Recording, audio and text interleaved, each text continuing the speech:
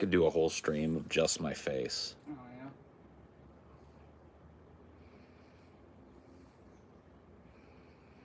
You will all submit to me.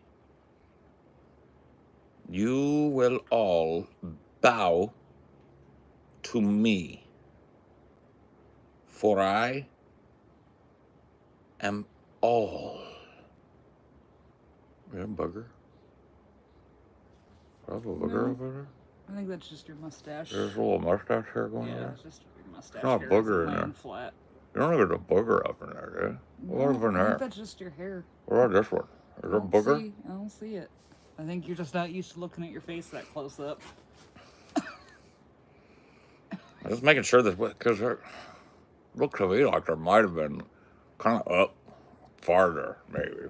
I think it's just the light is reflecting. My angle might be a little better, though. Well, maybe the light is reflecting off a little nodule in there or something, but I could swear there might be a little booger right there. Right there. You see him?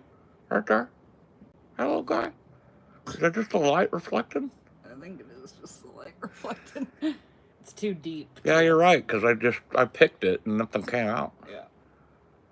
So you just a little, okay. Well, I'm done with that. Holy fuck. Nose hairs that reflect light, I think. I guess so. I got shiny nose hairs. Shiny silver nose hairs. Fantastic. Target acquired.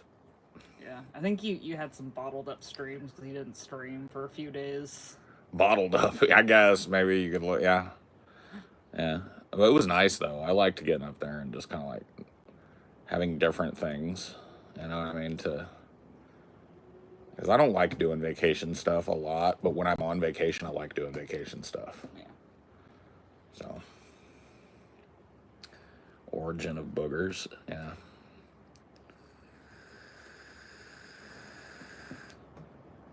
Yeah, I forgot about that dork. Oh, yeah. Origin of boogers, yeah.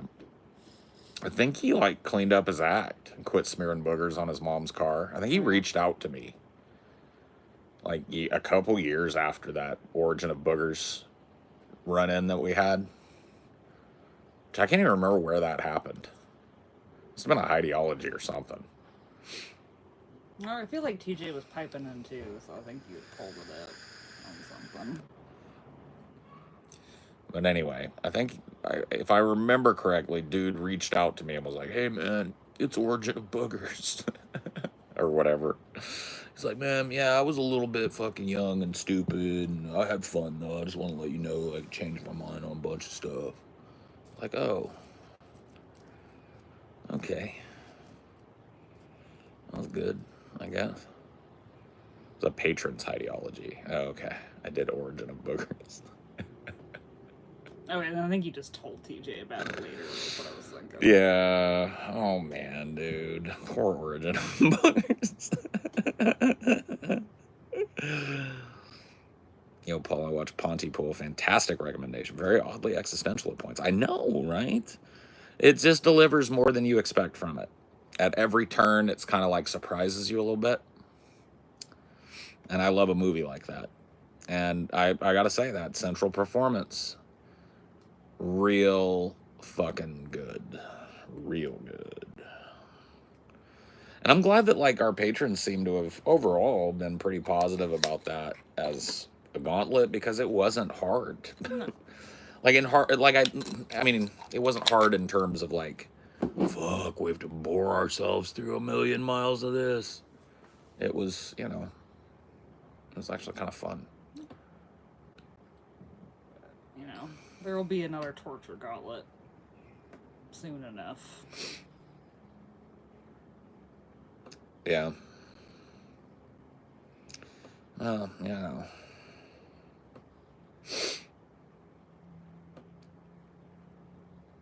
I watched that multiple times because you got me so tickled. My Origin of Boogers.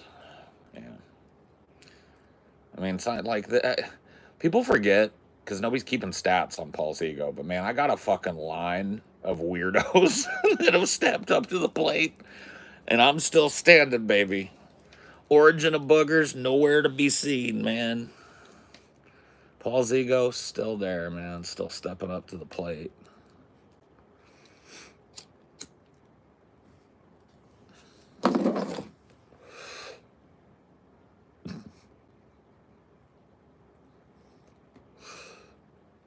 I just have the willpower of it all, man.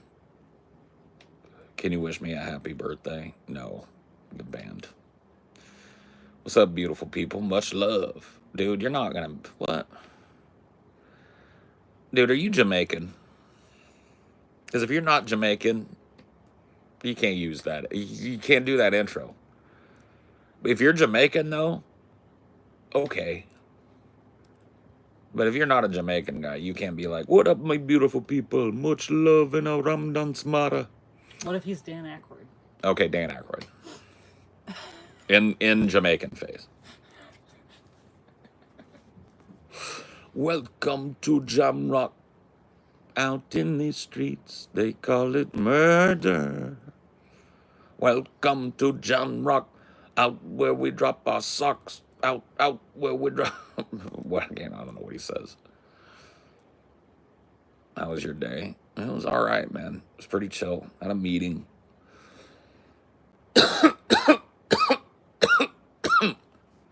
I'm recovering from getting home from vacation yesterday. Feeling a little bit fucking beat up. I always feel a little bit tired the day after I do a long ass fucking drive, but I'll be honest with you, man, my drive home was a lot better than my drive up. My drive up included a 1 hour and 40 minutes of non-stop stop and go where we barely broke 12 miles an hour once or twice maybe. And most of it was at like just idle speed basically for an hour and 45 minutes. Pretty gross. And then another bunch of snags because we were driving through the middle of a fucking active fire zone. Like, they probably shouldn't have let us be where we were. Yeah. But, you know, we did it. It was late, and they were just like,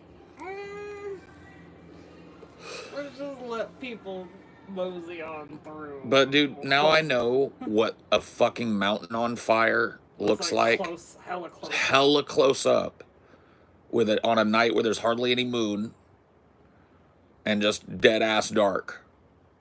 You remember how ominous it was when we were on the other side of the ridge and we could see it burning over the mountain? It's like fucking looks like Mordor over there, and it sure enough was, dude. I thought there was gonna be orcs. Like, as we were driving, I saw embers falling down towards the road. There were embers falling all around the car. Like, they should have had that shit closed. That shit was on fire. Mayday. But, yeah, they closed it a few hours after we went over it.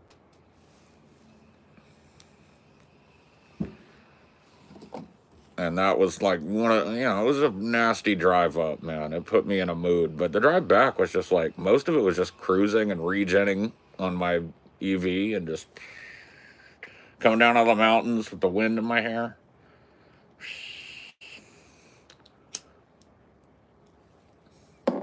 There was a little bit of bullshit traffic as soon as we got to civilization. Mm-hmm. Of course, as soon as civilization happened. Bullshit traffic. Basically, we came to the conclusion after that drive that the DOT is dog shit. Yeah, the DOT in our state is dog shit. Because according to them, if it wasn't for Google, we never would have known that the roads that we were taking to come up were closed on the way back. Because the DOT never announced that they were closed, but Google did. So. And then at a certain point, you don't know if Google's telling the truth or they're telling the truth. Well, I'd say whoever has the most recent update, yeah.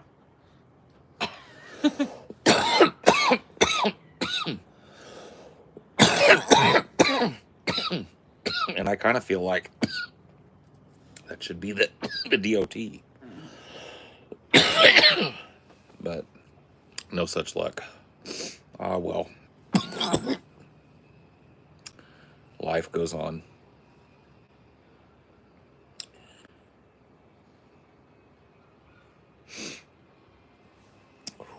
That one a little too heavy.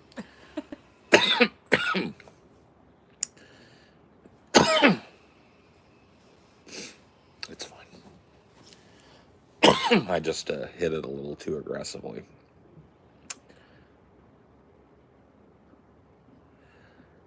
I've heard the words regenerating my EV for the first time. I mean, hey, bro, you go down sweet You go down a sweet, like, 5% grade, and you watch that mileage meter go backwards.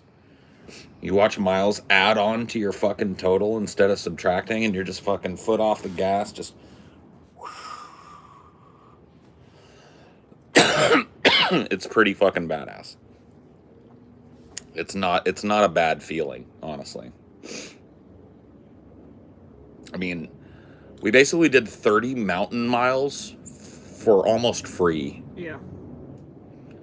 We basically regened around 30 miles while we did about 80 miles worth of mountain pass, which is wild. So 30 of the 80-mile mountain pass route, basically carbon neutral free, Yeah.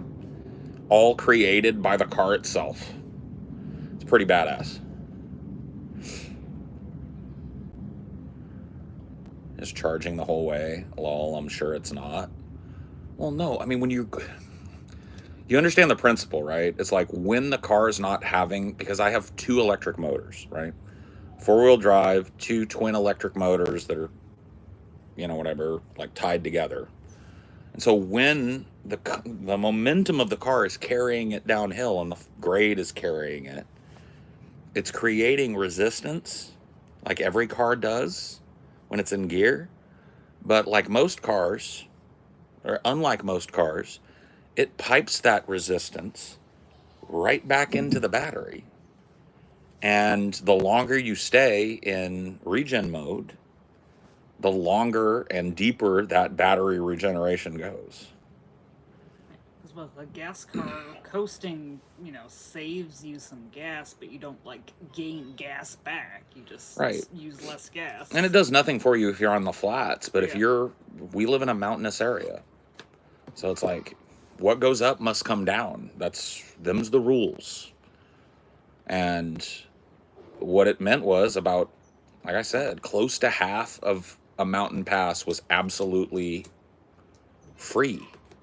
Like the very fact that I drove on it generated the energy that it took to do half of it. We were doing extra shit too. We weren't running our AC because we had range anxiety. Yeah. Evidently for no reason. Well, I mean, it was good to know though. Yeah. So we extra regened because we didn't have our AC on.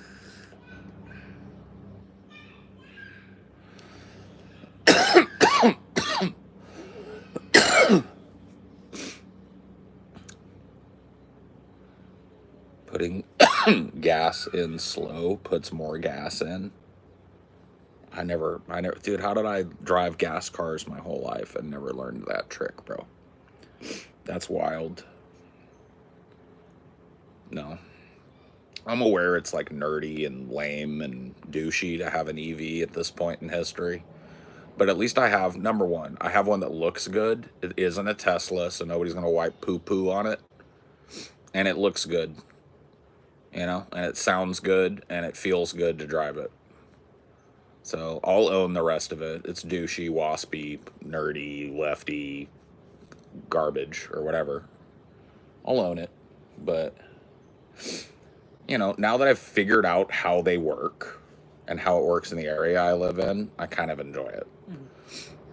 I think it's just... and it takes a number of road trips with an EV to really, truly get comfortable with the range. Well, you've got to try it out in various ways because, it has a theoretical range. But that theoretical range is based on best-case scenario conditions. Or how you recently drove, right, too. True. Like it said we had way more range after we did the mountains, but we knew that wasn't going to be accurate after because we weren't going to have a bunch of regen miles. Right. Once we got into the flats out of the mountains, it's like you're having to use juice to maintain speed. So that's the downside, is that the range Well, yeah, you can't... The range estimate is just that. It's an estimate. But one thing about EVs, too, is that they're like cars in that, when you reach E, I was always raised that when your needle first touches E, that means you got about 40 miles.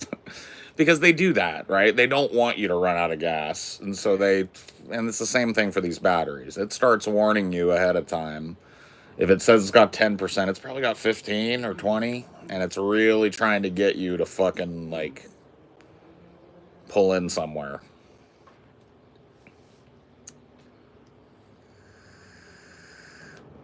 But, I mean, now that we've done what we've done, I really wouldn't worry to take it pretty much anywhere other than, like, cross country. Yeah. But, like, on the up and down the West Coast, and if we have, like, stopping points, we could hopscotch across the country. I have no doubt. I wonder if the technology will improve eventually to where if you're using the GPS, the range is based on what it already knows about the terrain that you're going over. That would be cool.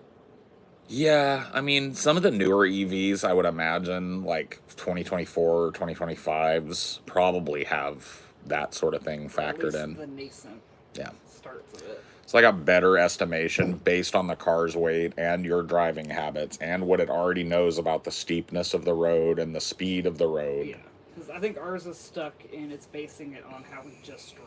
But it needs to start doing it based on how we're going to drive. Mm-hmm.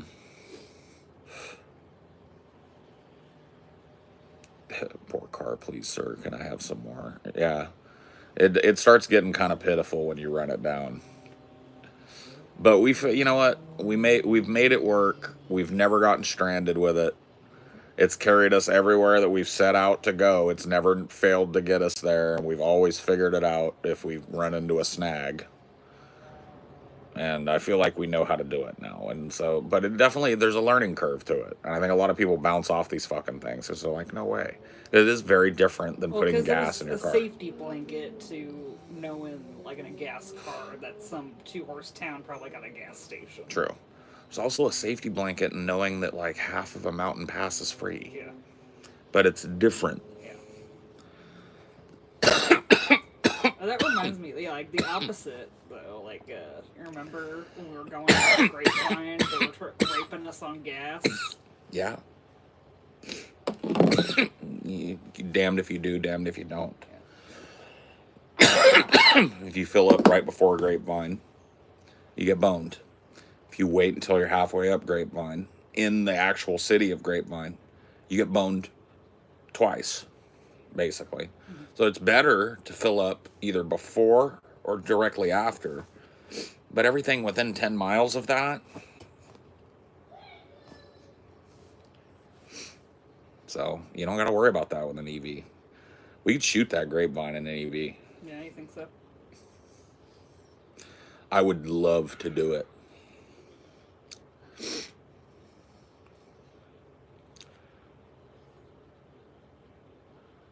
I want to get a Nissan Leaf for that reason. Yeah, we got a Nissan.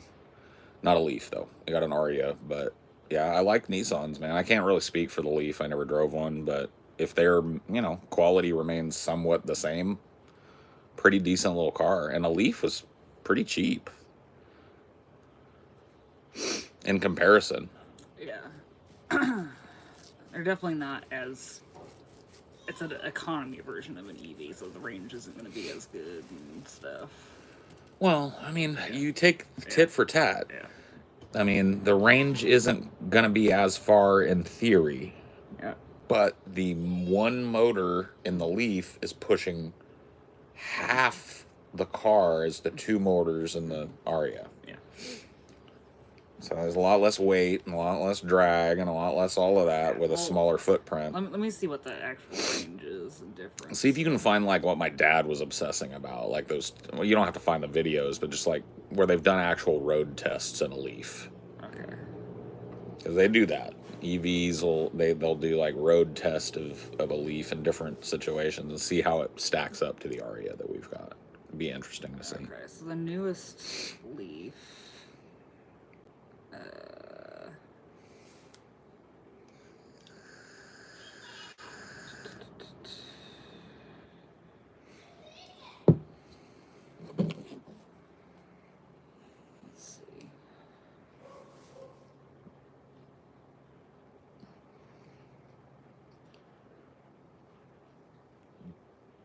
I was just saying to put a solar panel on top to troll people. And it won't be long before it's not to troll people, bro. It won't be long before they're creating. I mean, I think it's already happening. It's just a matter of making it small and efficient enough to make it worth it. But they're going to replace the entire top and hood of your car with photovoltaic cells meshed into the thing behind a protective glass coating that's tastefully painted. And then you're going to just, like, if you're driving in the sun, your car is going to be sucking juice.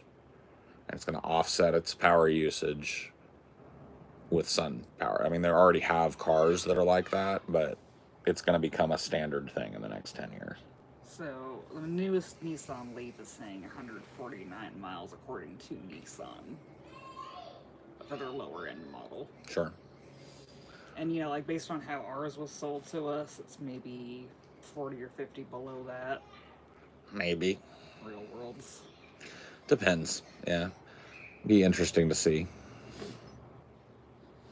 Transparent solar panels are being worked on as well, so solar panel windshields. Oh, yeah. Windows, windshields, sunroofs. Any part of the car that you can get significant light onto is a possibility for a panel. We're talking shaped photovoltaic cells, so something that you can make look sleek like a car, sporty like people like things to look. You can even apply like kind of a two-way or a one-way kind of transparent on one end but colorful on the other paint to it, so it has an iridescent shimmer and shit to it. And that coupled with self-driving is going to be kind of like the future, I think, in 30 or 40 years. I don't think there's going to be a lot of people, a lot of mamas crouched over their fucking wheels and running into the back of cow trailers and shit. I just don't think that's going to work. Yeah. It looks like the newest version of our car really hasn't increased the mileage at all. It's about the same. Interesting. It's weird to me that they're not trying to push that a little more. Well, I think the one we have is more the luxury and the size is more of the selling point than it being the most efficient EV. Sure. But I mean, it has never been something that, like, the range is, I think, just about perfect. Yeah. Because it does not take us forever to. It's not like we're tacking on 1 billion extra hours of charging to go a long drive, right? And I think we would even save more time if we were less range anxious and actually ran it down. That would be good. What about that? Are they upping? Does the newer one have a better, like, CCS rate? Overall charge rate? Because that's the one that kind of bones us. Is we top out at like 110, I think, is the highest I've ever seen, or 112 maybe.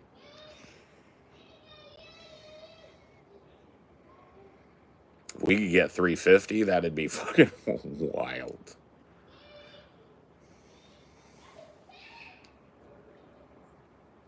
$130.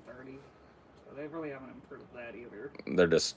I don't think they sold enough of them to justify making a bunch of improvements Nissan, year to year like to year. it was looking like it was in trouble. Yeah. So I don't think they have enough money to do the most groundbreaking research on their cars. Maybe we look at something else. We're not married to any contract beyond our lease, so we turn it in and we can go across the street, see what they got.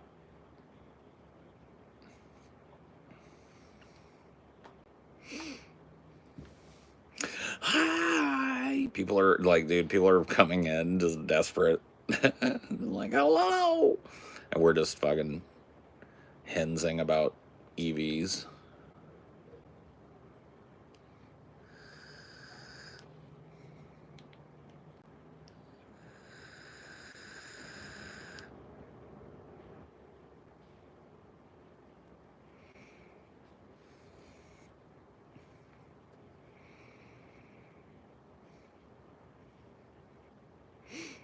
If you don't mind me asking, how much monthly for the lease? I mean, that's kind of nunya, isn't it? What relevance could that possibly have? All you can see is a tree. I don't know. It feels a little weird. Are you a unk? Dude, I'm a 15x unk. I'm more unk than the average 3 unks. I'm a 15x unk all the way around, bro. I got it locked down. Every one of my siblings fucking procreated. And the question will be, in 10 years, when my siblings are old enough to procreate, it might be unk times 20. Well, I mean, I'm rapidly approaching the point where I'm gonna be a grand unk X1. I hope it's not for another 5 years or so, but I'm also not gonna be surprised when I get the call about being a grand unk. Yep. It's coming up. Like my stepsisters, one of my stepsisters, the one that you've met, has a daughter that's fucking like 22 now and married. So that's a grand dunk right there. That's fucking crazy. And dude, if I live another 20 years, I'm gonna be a grand dunk X5. It won't be long.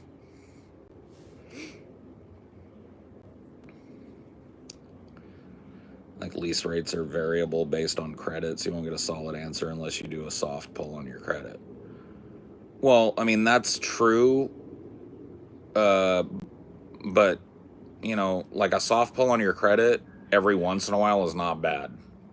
Yeah, it's not like it's like written in stone. It falls off and shit. No, and there's probably a less invasive one that they do because this is our second lease with them in a row. Well, we're a known quantity with them. Never missed a payment, always on time. Fucking we turned in our last vehicle in pristine condition. This one will go back the same.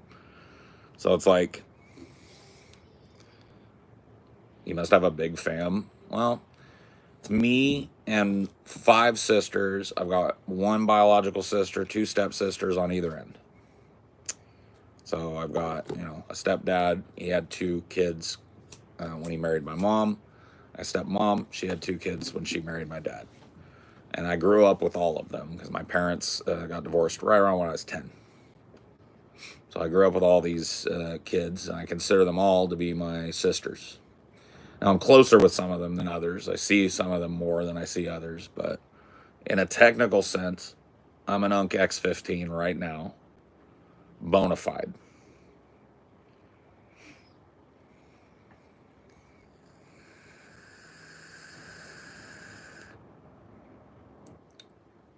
Do you lease SUVs? No. I have leased an SUV, but I don't do it for a job, no.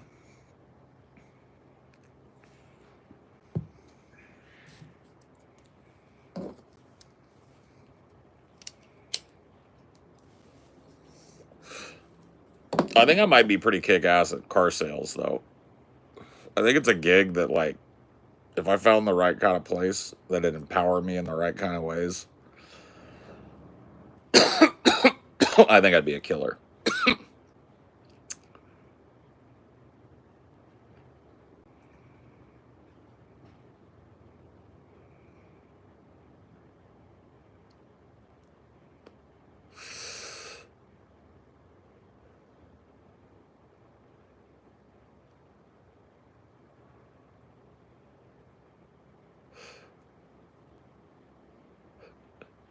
Dude, always the same dumbass questions. What are you smoking on? Where you from? What are you smoking on? Where you from? I mean, it's just like, fucking, bro, self-awareness dial at 0.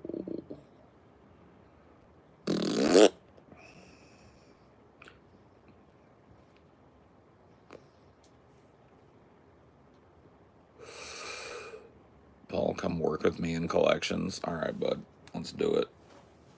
We'll be the fucking dynamic duo of collections agents, bro. 2 stoned motherfuckers with nothing to lose, and we're coming to your house to collect. Do.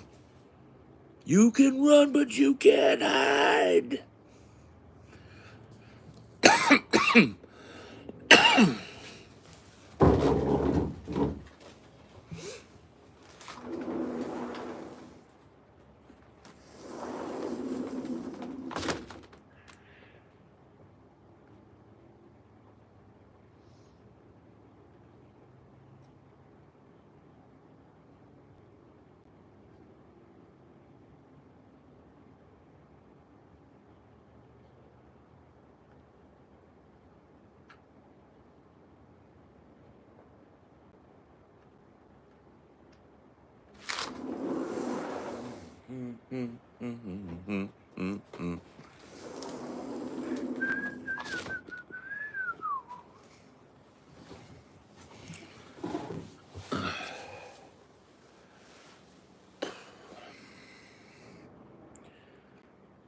Sometimes you gotta throw the whole chat away.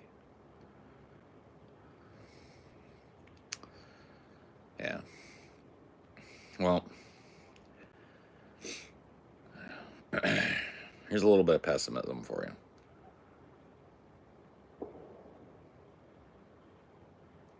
I was listening to this song. I think Amelia was tuned out because it was kind of like 90s boomer music. But, which I don't blame you. I was listening to some Say Anything. Like early 2000s boomer music. And, one of the reasons I like Say Anything is because they're storytellers, but they're also so pessimistic in presentation, and that really fed me at that time in my life that I discovered the band.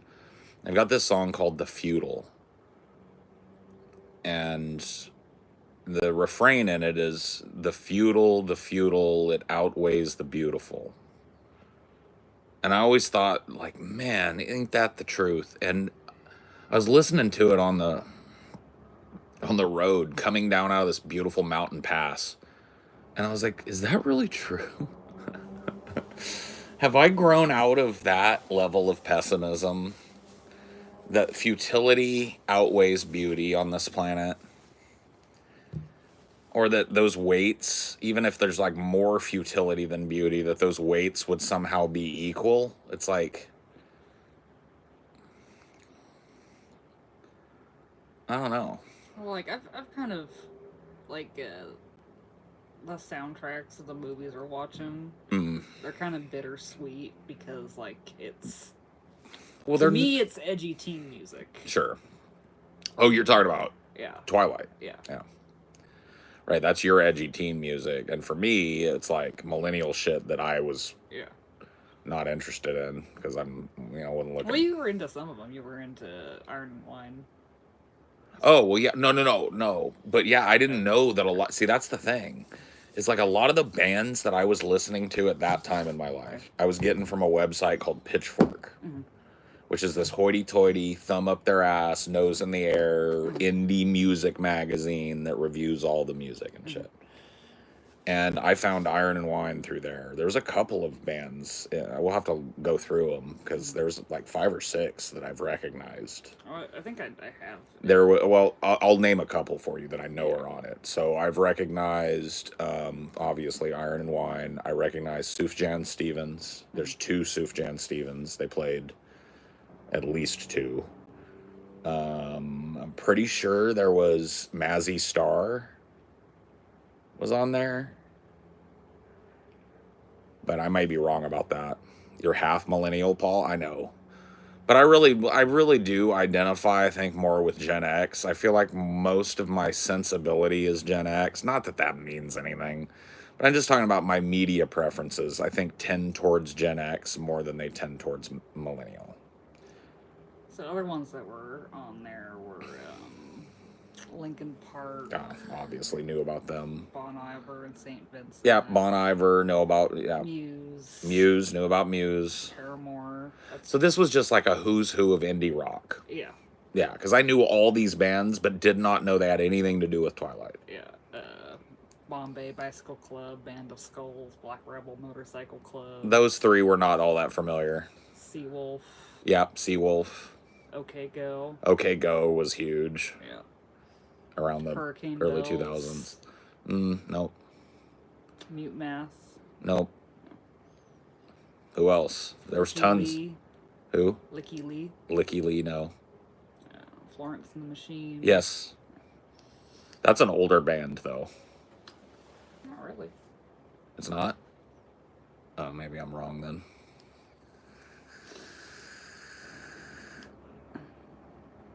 By the way, it's not Iver, it's technically Iver. Oh, Bon Iver. Oh, shit. Yeah, no, I don't know. Black Ghosts. Nope. It looks like I didn't know all of them, but a good mix of bands in there that I recognized because I was tuned into the music at that time, but not so much pop culture in general. Perry Farrell did one of them. Oh, yeah, yeah. Go all the way into the Twilight. Mm-hmm. Blue Foundation. Mm-mm. No, there's a ring a bell.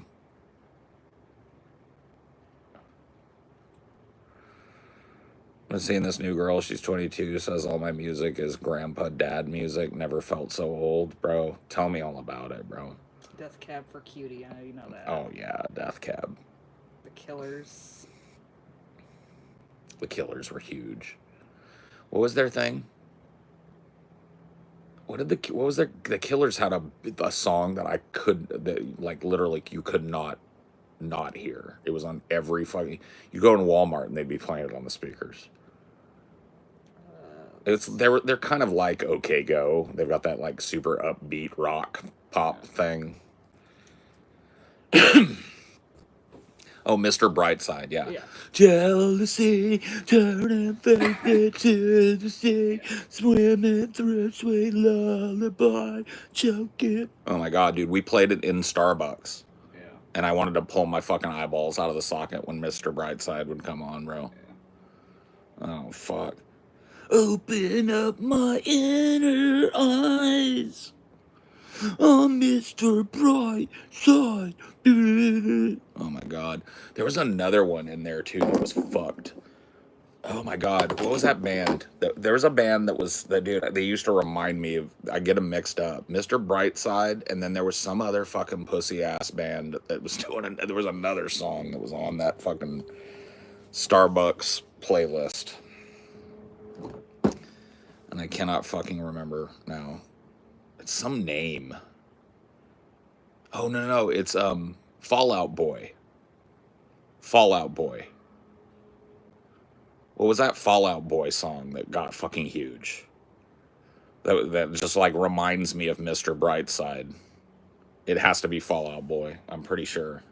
I can't remember the song now. Oh yeah, Take Me Out. I say you don't know. I say don't you know. I say take me out. Not a bad song, but overplayed. I feel like a lot of the pop rock that came out in those early 2000s that were victims of the old overplay. Yeah. Because it was like they were in every fucking trailer. Like Take Me Out was in 90% of the trailers that came out 3 years surrounding it. Pandora, which is kind of like people's first dip into like streaming, that got in a really bad feedback loop. Their algorithm. I feel like the Pandora stations I had were stuck on the same 20 songs. Yeah. I don't know if you had that experience. Oh yeah. I mean, early on, Pandora was kind of whack because it would get you stuck in certain repetitive loops really easily, but it was still novel and new. I didn't use a ton of Pandora because I started messing with it, and then I was still just like listening to my radio because I had Sirius at the time. Yeah. So I would just put on whatever channel I wanted. But when Spotify came out, I was an early Spotify adopter. As soon as I was a VIP, like an early adopter of the subscription model before they released it. So I really have always been a big believer in Spotify because they're pretty fucking goddamn comprehensive. It's like kind of what I want for movies, but for music. There's not a lot you can't find on Spotify. There's some rare cuts and some vintage shit, but if you're looking for some fucking song you can barely remember from the early 2000s, they got it. They got the extended cut. They got the remaster. They got the radio edit. Whatever you grew up with, that's pretty comprehensive.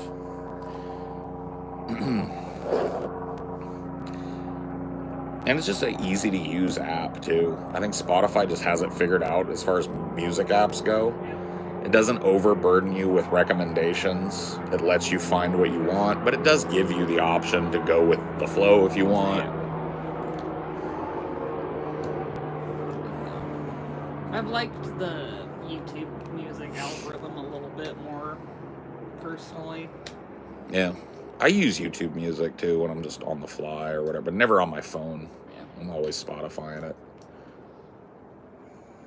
But it's all gotten pretty good. One that always pissed me off is a 100-Year song where the guy ages throughout the song to sad piano music. Makes me want to fucking puke every time. Oh, where he was like, "You're beautiful." This wasn't that one. I saw your face in a crowded place, and I don't know what to do. It's like, man, I get it. Songs don't always have to be hard, but man, you gotta fucking, you gotta fucking suck it up sometimes, bro. There are some songs that are just for your girl, okay, by the fireplace or some shit. I feel like that was one of them. But he probably made a fucking $10 million on that song. But now it's like I'm 22 for a second, then I'm 55, then I'm going to die. Oh, I must have missed that one. Did many of the parties you went to play a lot of music or not really? Yeah. What? Music that would make the booties clap. Yeah. You don't really want to fuck with me. Is there a song that you dreaded people playing at their parties?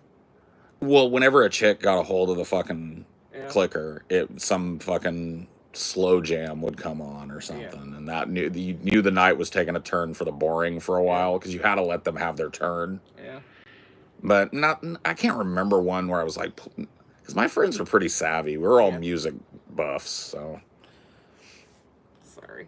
I know that's a dumb question. No, it isn't a dumb question. No. It just. No. Like, I was just like, James Blunt never would have been allowed. Yeah. You know, that would have been a party foul. It would have been immediately vetoed. Yeah. Most people, like, we play a lot of hip hop. Yeah. A lot of Snoop Dogg. My question about playing music at parties, I don't have a party experience to draw on. I mean, you've been to parties and shit, right? Not really. Oh, well, we're gonna throw a giant fucking booty banger. That's it. Pretty much the biggest parties I've been to were the meetups with you. Bet. Oh, some asses are gonna be shaking at this next meetup. Yeah.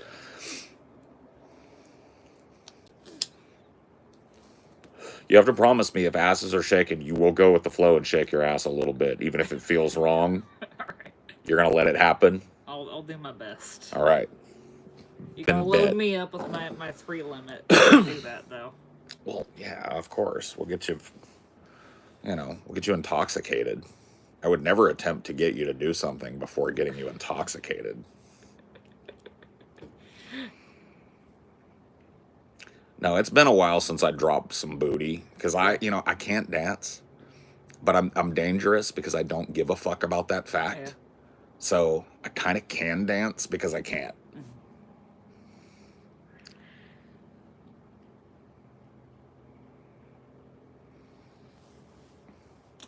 What's one song you want to play at the meetup?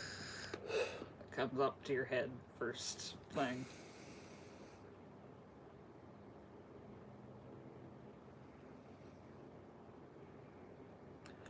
Dude, I don't know why, because it's not even really my favorite song, but it's stuck in my head right now because it was such a banger at parties. How's it go?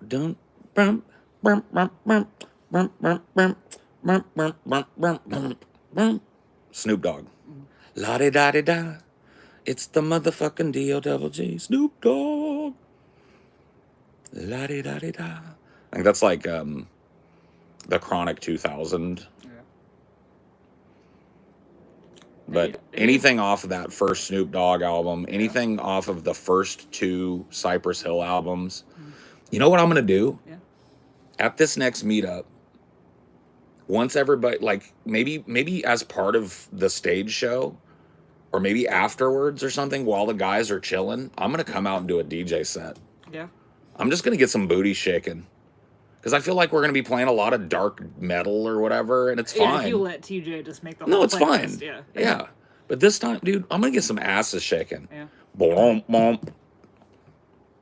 Bump, bump. Bump, bump. Bump, bump. I got 5 on it. I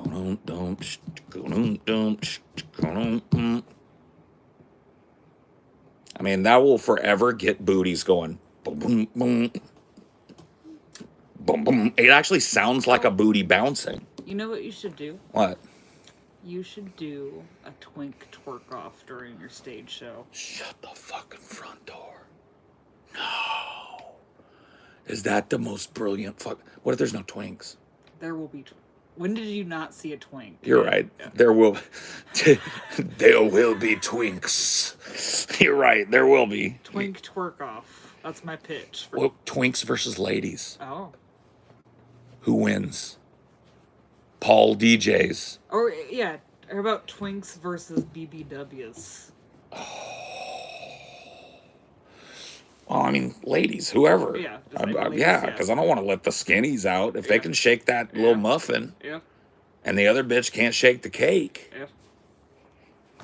It's about who rides the beat with the booty. Yeah. Ladies versus twinks.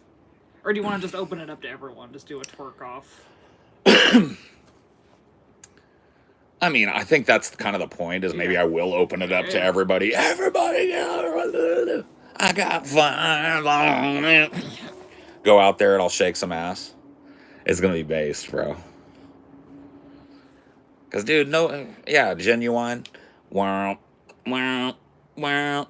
I'm just a popper. Looking for a partner. Someone to treat me right. I mean, there's some good ones.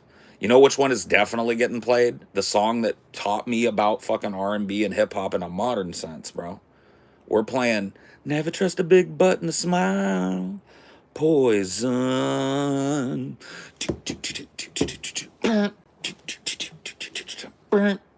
If I were you, I'd take precautions.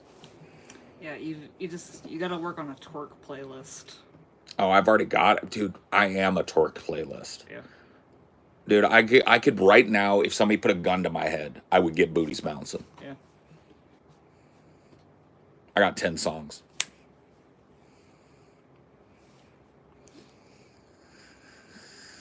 What should the prize be for the twerk off?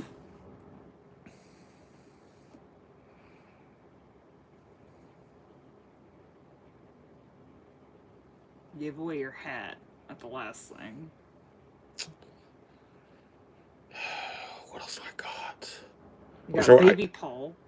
Oh, yeah? Well, I don't want to give away prototype Baby Paul. He's mine. It's like giving away your son. You can't do that. There might never be another, you know? He's a one of a kind. That's true. What do we got, though? I'll think about it. Yeah. We'll come up with something cool. Something cool. Witter gets to spend some time backstage. Dude, I'm married. Okay, no private dances. There is no sex in the champagne room. Unless my wife wants to partake. If she wants to get booty bounced too, then we're all good, you know, but we'll figure that out on the fly, okay? Yeah. No promises.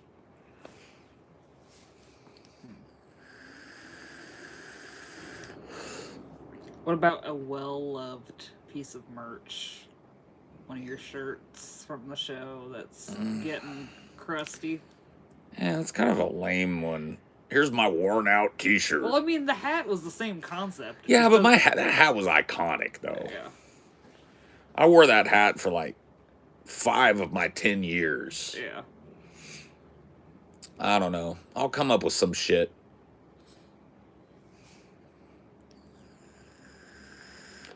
What the fuck is going on backstage? Dude, some crazy shit have gone on backstage. I'll be honest with you. Dude, my favorite backstage shenanigan was the bitch that wasn't supposed to be there. Yeah. The infiltrator bitch. There was a chick. Dude, and we had lockdown green room at the fucking Mint in L.A. They had a separate outbuilding. Nobody was allowed near it. Right? Well, not near it, but nobody could get in that motherfucker. Jacqueline Glenn was there. And some bitch just wandered in. made friends with her, and wandered in with her. And we all just assumed that she was like her plus one. And Jacqueline assumed And that then like she was we your asked, plus one. yeah, and Jacqueline assumed she was with us. Dude, she was there when TJ proposed to Chelsea. Like, that was supposed to be like friends only, family, friends, kind of green room surprise thing after the show. And TJ hit one knee, and this fucking broad, nobody knows who she was to this day. She was there. She came, she saw, she smoked our weed, and she ate some mushrooms with us. You know what I mean? It was a deal. She's never come forward. She has never come forward and admitted who she was. And she overheard fucking everything. Plans, plots, business, pleasure, all of it. What if it was a shared... It was not you, illusion? Sam. It was not you. I know what you look like, Sam. What if it was a shared illusion? What if it wasn't. She was there. She was fucking there. Everybody remembers the bitch. But we asked Jacqueline Glenn, and she was like, I thought she was with you guys. Yeah. We thought she was with you. She was in the rotation. In the rote. The green room. That, you don't get to stand in that. That's a different mojo. Fucking social engineering. Just fucking confidence will get you 90% of the way there. But I wonder why they would never come forward. Because they want to do it again. Yeah. And they probably have. Yeah, you think they're not going to come forward because they just know they can do it again? Yeah. Because they know. Could you describe her face all these years later? Yeah. I could tell you. I got to be honest with you. I would describe her the same way I'd describe you. Yeah. Pretty, brunette, big eyes, nice smile, 5'8", 9, maybe shorter, maybe taller. Yeah, so. You know what I mean? Jeans and a belly shirt. Just a chick. Just nobody. It creeps you out when you start to think about it. Yeah. She really was just nobody sitting there. Oh, one of the most important things in your life. Oh. The hell you know what I look like? Well, Sam, you used to get on Discord. You remember? Back in the VP Discord days.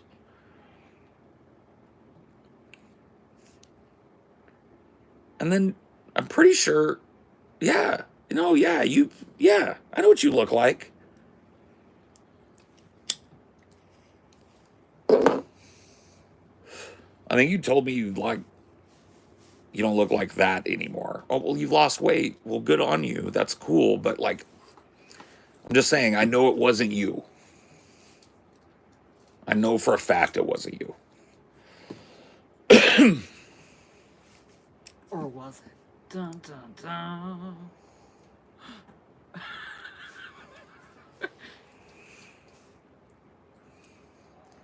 It's the irrefutable hypothesis. You don't remember well enough to say for sure.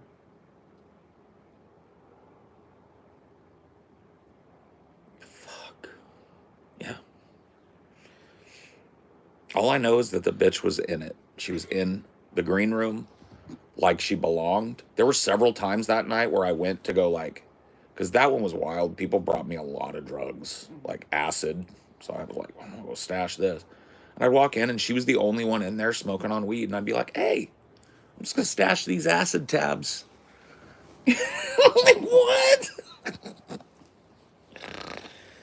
Bro. Fuck me.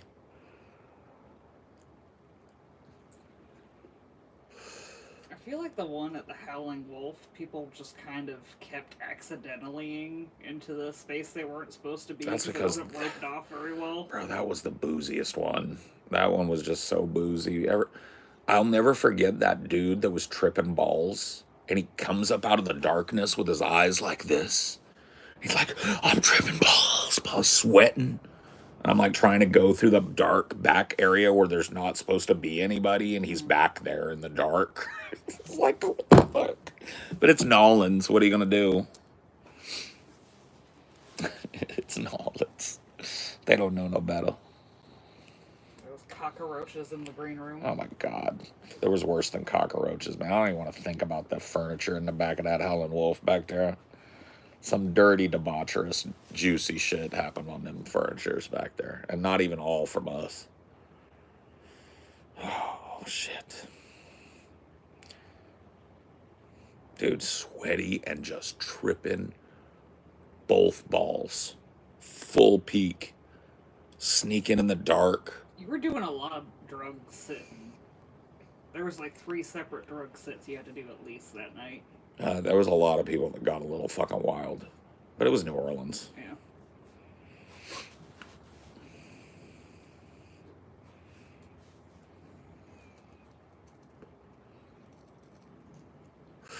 I'm uniquely prepared for drug sitting.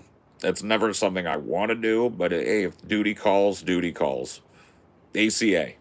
Adult child of an alcoholic. I'm ready for duty, sir. I was all tripped out when he first got drunk because, like, I'd never sat anyone that was drunk.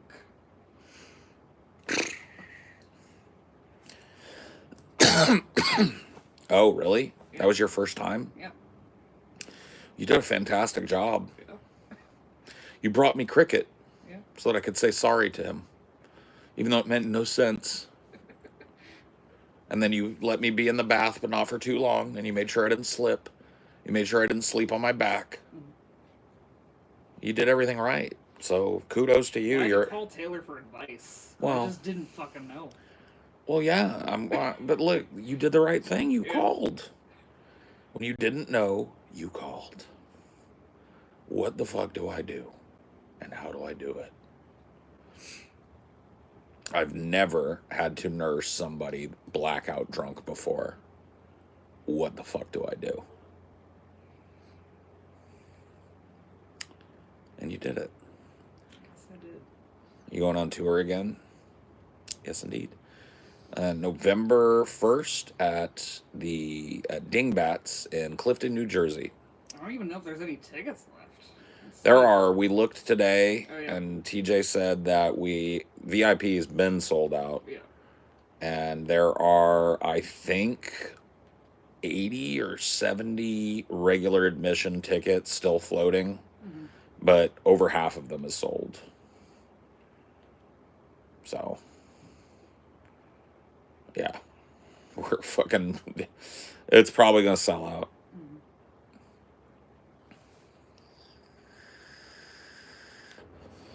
I miss Drunkle Paul. Oh, Drunk Uncle Paul. Yeah, well, like the Drunken Peasants, I couldn't not. And I still kind of, like, at that point in my life, really enjoyed binge drinking. So it was, it was an excuse to do that shit. But, I also learned through that binge drinking that it's different at 35 than it is at 25 to pick up binge drinking. It has different consequences and your body handles it differently. And I just don't want it, bro. The benefits just are outweighed almost entirely by the negatives at this point in my life. So I just smoke weed, man. Keeps me mellow-ish. Mellow for me. Whatever that looks like. It's like 3 things, 4 things maybe in the world that make me mellow. Beautiful nature, my beautiful wife, my beautiful dog, and my beautiful cat. Those are the 4 things that I can genuinely go to pretty much any old time. And I'm going to leave the transaction feeling better about it. Is he still out there or did he go in? I think he went in. Oh, yeah. I think he's sitting in there on the couch being a curmudge.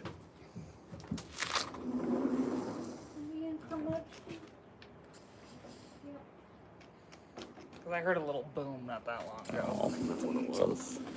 Setting off their January 5th, 6th, 7th Independence fireworks. You mean July? Whatever, I said. It was all a J. Too many J's. Speaking of. Hello, Quacket. See? Proof in the pudding. All I had to do was see you. And now I feel better. Let's see if it works on the chat.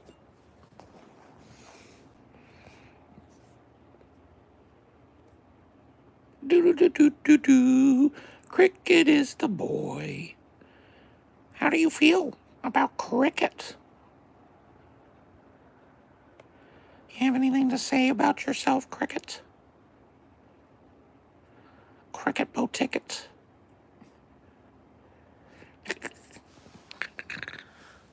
What a little ham bone.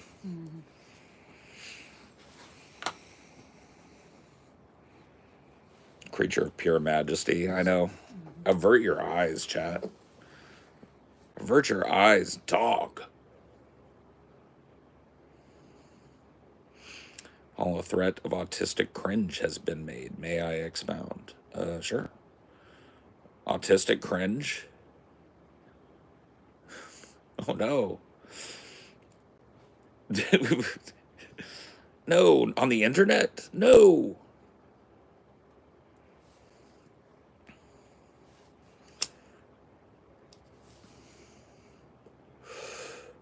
You can tell he runs the house.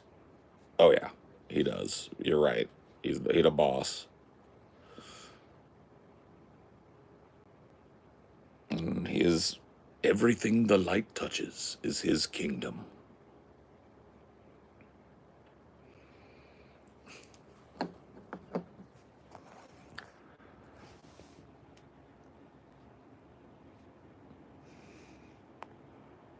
Oh, Dino King. Dun dun dun dun.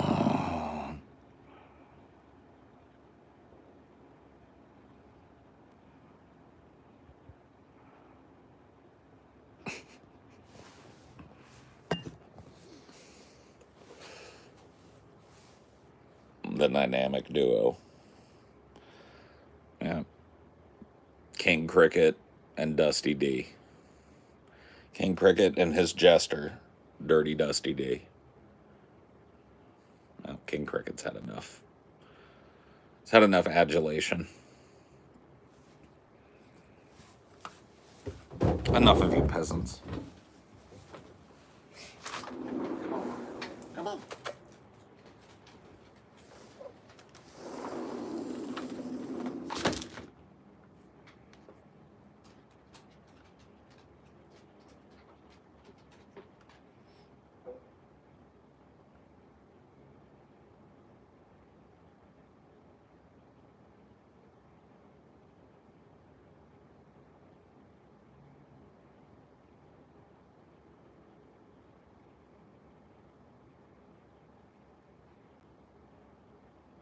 I see it, Phoebe. I'll tell him to scroll up when he comes back out.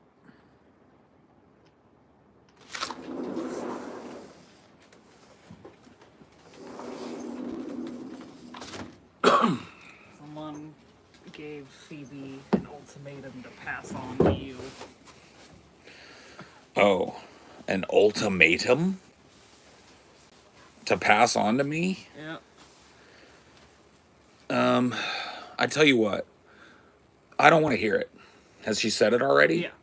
Well, I don't want to know it because it's not on the screen right now, right? No, it's gone. Scrolled by. So here's the thing. I don't want to know it. I would advise whoever is giving me the ultimatum to contact my lawyer. I have a lawyer. Now, I'm not going to give my lawyer's contact information. That's up to this person. But if they're in any position to give me ultimatums, they should be able to get that.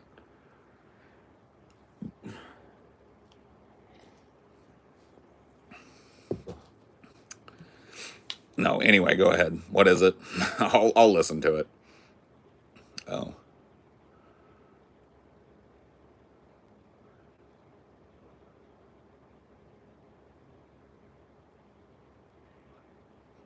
They keep this up? What do they mean this? So what are they telling me to take down? I'm already contacted Alchemist, Keen, Peyton, Manson, Tommy, Martelli. Who is this? So wait a minute. They're going to bring every DP Rogues gallery back? Oh, shit, bro. The fucking island of lumpy misfit toys, cutthroats, and backstabbers that is the fucking... the DP list of enemies? The Legion of fucking autistic doom, bro. Some moron named Silly Goose 501. I think he may be trolling, Phoebes. I think he may be trolling. I don't even know how Peyton fits into that. I really don't. Yeah, Peyton's still chill with us. Last time, well, I think Peyton has transitioned and doesn't go by Peyton anymore, but as far as I know, Peyton is chill with us, so... I don't know, man.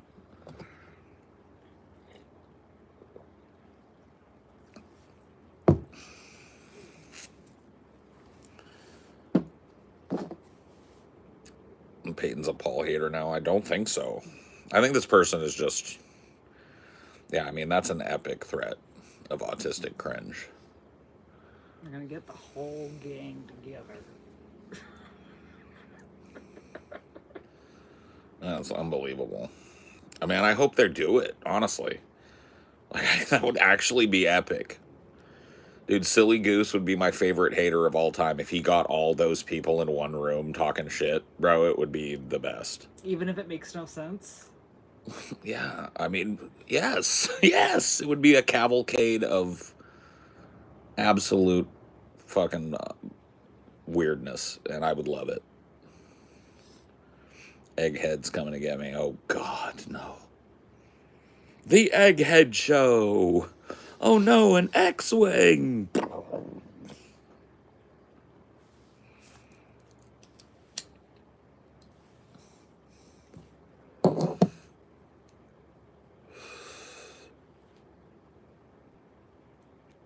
DFF's Arkham Asylum is about to get emptied out.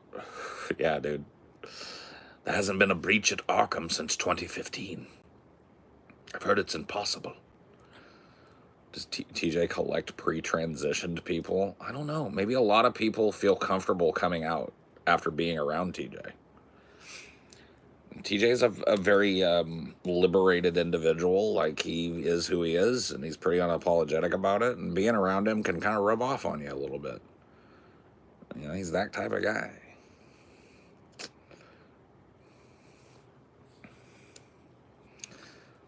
Dude, Galen went so hard on Egghead that he ended up looking worse than Egghead. That's how hard Galen went on Egghead. It was retarded. He had the chat and me standing up for Egghead, which I never thought would happen. But you're right, he ate him alive. And he shit him out and ate him again, and the chat was like, what the fuck are you doing?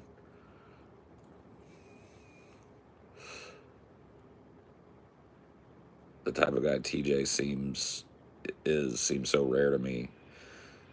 Yeah, I mean, well, I don't know how rare it is given the whole population of the earth, but they're definitely not. Like, be honest with yourself. If you didn't know anything about TJ and you saw him looking at his phone in the corner of a fucking restaurant or something, like, what are the chances you'd be like, man, that guy's probably fucking awesome to hang out with? Zero, right? So you probably just don't notice these people because they don't tend to care much about the stuff that we care about. When I say we, I mean people with, you know, that don't have that thing, whatever it is TJ's got, right? That just, I'm fuck you, I'm doing it kind of thing, right? It's hard to understand it. So we think they're rare when we find one. But the truth of the matter is, it's my belief that those motherfuckers are everywhere. And you just got to start talking to people to find them. But I'm not saying that TJ ain't a rare bird, because he's a combo, man. TJ's a combo meal. He's that plus a giant. You know, plus a chaos wizard.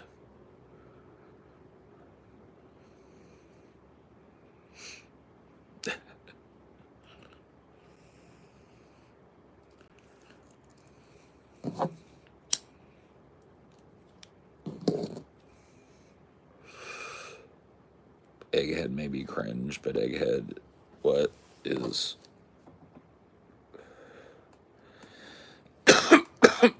He's legit, and Egghead is legit.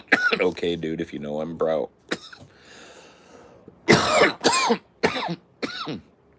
I'm not trying to I know maybe Egghead has grown in the last few years or whatever, but first impressions are a motherfucker. And my genuine first impression of Egghead was this. He was a big fan of the show, but, you know, he was content fodder for the show. All of a sudden I find out he lives not that far from me in Texas. And I tell him, because he's grousing, he's like, oh, gee whiz, I'm broke, but I would like to go to the Meetup. And I was like, fuck it. You know, like, Egghead, drive your car to me. You can park your car in my parking lot. We'll load up in my girlfriend's car. We'll cart your stupid ass to fucking Louisiana. We'll get you a place to stay. You know, we'll make it happen for you, bud. It ain't gonna be that big a deal, right? And I expected, when I told him this, for him to go, no way! Are you serious? Because he's like that type of guy. He was like ultra super dodeca fan. Instead, he goes like, I'll have to look into the feasibility of that. And then that night, or the night after it, I made that offer. The motherfucker did a fundraiser stream that a bunch of our DP fans went to, donated to him. He ended up flying business class out to the Meetup on our fans, got a nice hotel room on our fans. My ass drove a broken down fucking Hyundai Sonata or some shit that barely made it there through a storm, and I was on the show. Then the dude goes to the Meetup, stays for literally 1 hour, and goes, well, I've got a long day tomorrow, so I'm gonna go, and disappeared. Dude was there for 1 hour. Bro, you can't tell me that's a good guy. Yeah, I don't know, man. He might be chill on Discord or whatever, but bro, I'm pretty sure I know everything I need to know about that dude. He probably thought I was living large at that point, bro. I was barely making it. Barely fucking scraping by. I had to drive down there in a fucking literal jalopy that broke down in some Bogalusa backwater fucking town right on the border of Texas and Louisiana. The dude literally, like, we pulled it up in there. I got out of the car. My girlfriend at the time, Ashley, got out of the car, pink fucking pigtails and an anime sweater on. He looked at us like we landed out of a UFO.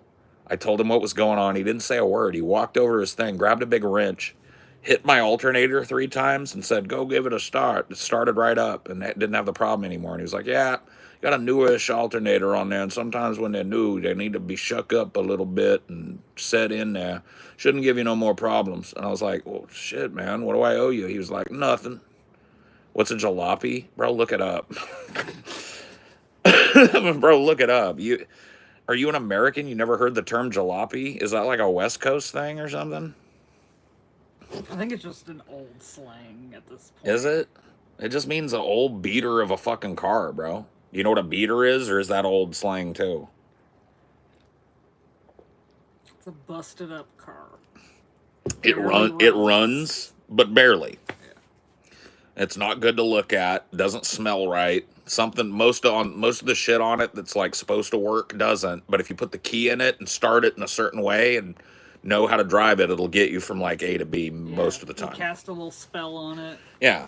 Pray to God and Shiva and, you know, do that thing that the dude does in The Mummy. You remember when the mummy corners him and he brings out like a symbol of Allah and he starts la la la, and then that doesn't work and he pulls out like a Star of David. He's like, yeah, he has like every religion on his neck. He's just playing do that shit and it'll start. Hoopty. Yeah, Hoopty was like, I know what that is, but that to me, Hoopty is the same age as Jalopy. Mm-hmm. Maybe a little younger than Jalopy, but I didn't know Jalopy had fallen completely out of favor. Oh yeah, sometimes the key is a screwdriver, literally and figuratively, because either you need one to start the car, like by putting it in the starter and turning it, or you need one to start the car by unscrewing the battery caps, knocking the crust off of them, banging on the battery a little bit, hooking those posts back up and screwing it up, and then starting it. That's a jalopy, bro. The language of the slaves. That's such a stupid fucking... But I like that character, Benny, or whatever. He's a good, like, what would you call Benny in that movie? Because he's not the villain. Toady? I guess, yeah, that'd probably be more But like, appropriate. I feel like he's bigger than a toady, though. He's like the quasi villain, like the comic relief villain in that movie.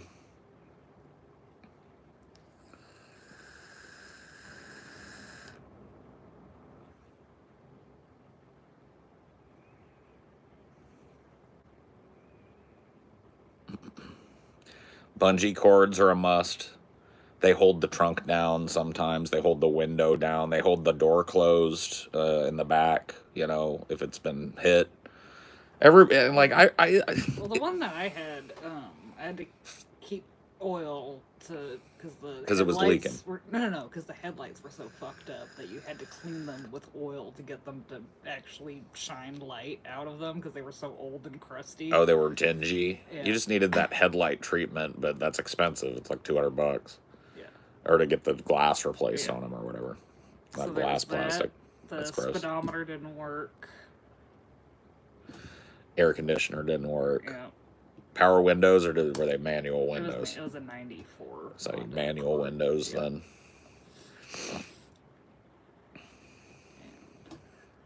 Oh yeah, the bottom plate thing fell off. You know what I'm talking about? Like the cover for the guts of the car.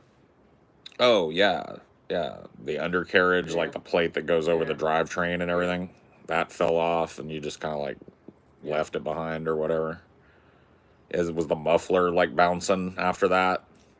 Kinda, I guess. Yeah. Usually is held in place by that, among other things. Yeah. My husband had a 2001 Totoro Echo. I don't even know what a fucking Totoro is. But I drove that piece of shit from Indiana to Ohio multiple times. I'm telling you, dude, a piece of shit car will get there if you know how to baby it and do what you got to do it, and you drive it like you know you can. It'll get you, man. I've had some fucking beaters. I've had some shit-eating fucking cars, bro. But you know what? It only broke down one time. Oh, yeah, see, that ain't bad. I've had cars that did me worse than that. But that still got me where I was supposed to be like 90% of the time, so whatever. You know? Toyota, you mean? Okay, I was like, what the fuck is a Totoro? Isn't that a fucking anime? My Neighbor Totoro? Isn't that an anime? Yeah. No, you meant Toyota. Okay. Yeah, I don't know what that is, but yeah, jalopy. I mean, Japanese cars make pretty good jalopies because, like, everything can fail on them, but they run forever. That's a Miyazaki. Oh, okay. Gotcha.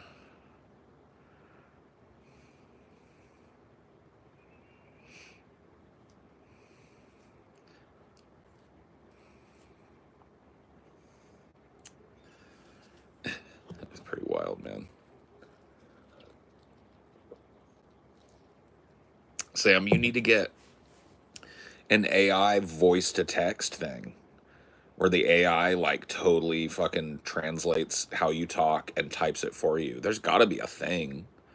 That would be perfect for you because like that hasn't changed about you. I remember back in the day that you always had your nails done. You always like you were very much like that. You always had like the fresh manicure going on. That was your thing, right? And I can't imagine that changed about you. Because if that changed about you, you are not the Sam that I knew.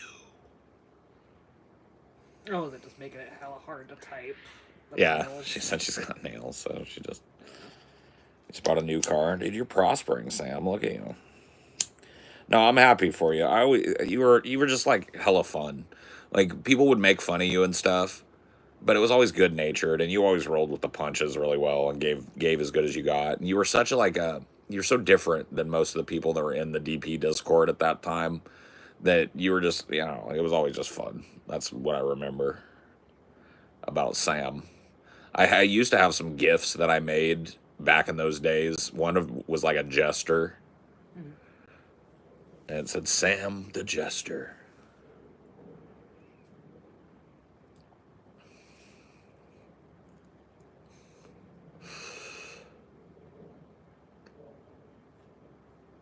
gotta like introduce my husband to this shit. We have memes. Oh yeah. The memes were dank. We would get going, and like people would be begging me to ban you, but I was laughing too hard. There's no way it was gonna happen. The memes. Do you remember the memes were so meta and so dank. There were memes that like you had to be there because like even as a DFF fan, they weren't even DFF accessible memes. They were like meta on meta.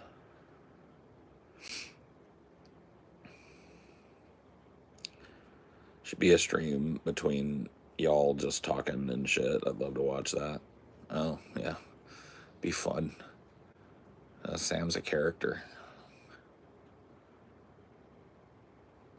Excuse me. I do think tentatively I might be going on a podcast Thursday. Tentatively. Haven't confirmed it or whatever. But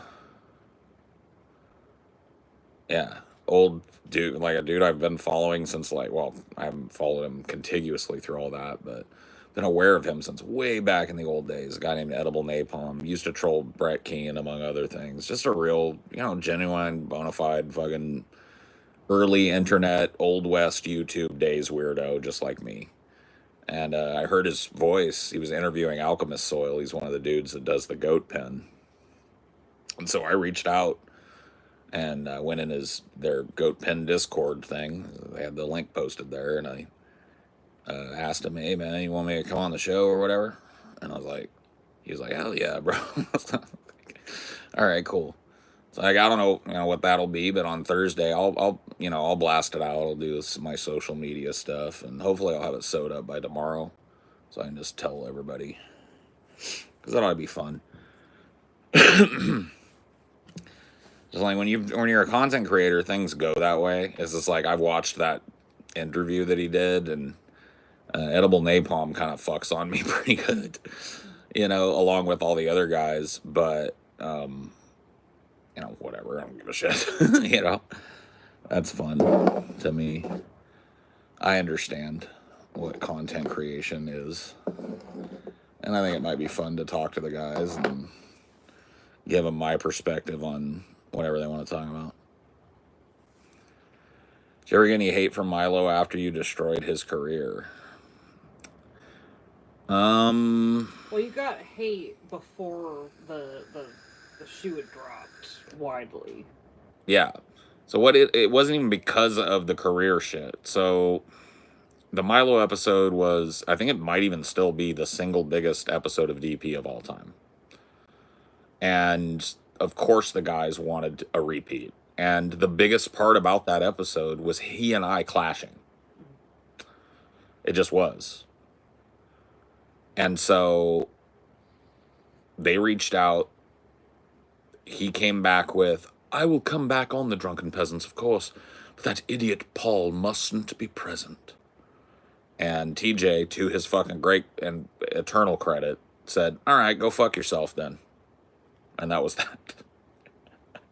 That was before everything blew up, so the salt was already pretty rich even before I ruined his career. Well, like, I think the comments on that, too, if you look at the first comments. Oh, yeah. A bunch of his toadies were coming after. You know how TJ is. He immediately was just like, "Fuck you, it's my show.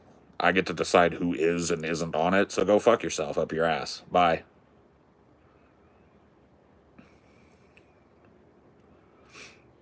Do you think he could have redeemed himself if he came on one more time to clarify?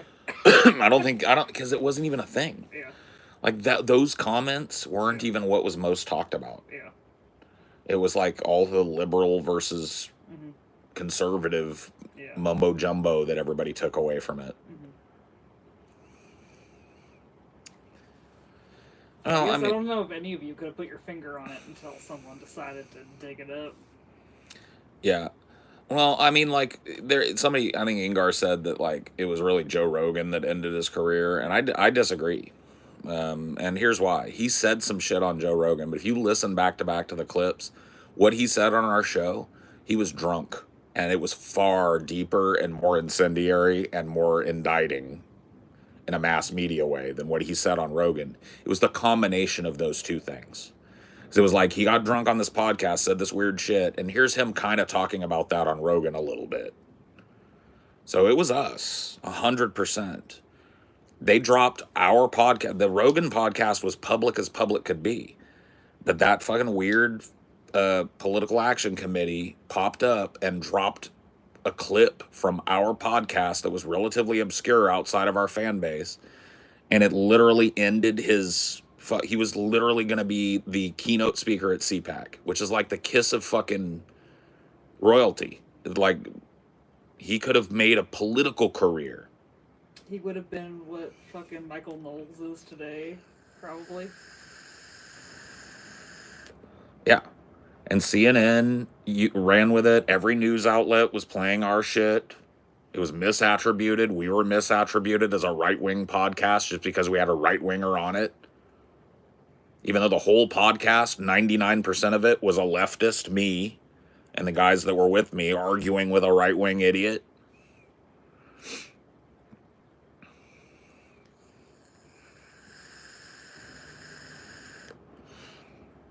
Jake Tapper did a fucking correction.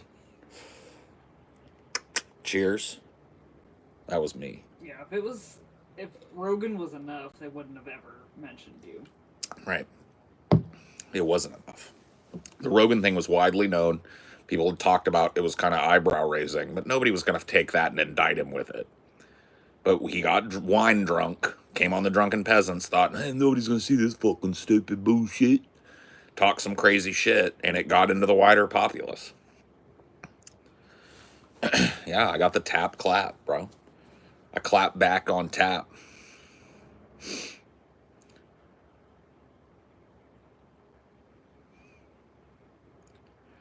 Do you think you'd be good at that kind of job, like one of those muckrakers at a pack? No. No, you don't think you could muckrake? You and I are cut from the same cloth. Gossip makes me want to fucking puke. Yeah. Like, honestly, too much of it. Yeah. Or when I'm around people that it just like they subsist. It's like a bleh. Does Milo have NPD or something? What's his deal? I don't diagnose people. I just think he's a fucking grifter, bro. Milo started his career as a hyper woke lefty, and when that didn't work out, he was like, well, I'll be a gay conservative, and that did work out, but then he blew all that up, and now he's like an ex-gay conservative. That's going nowhere. The dude's got chiclets for teeth. He doesn't know which way is up anymore. He's just making the grift money, you know? And then, you're welcome, by the way.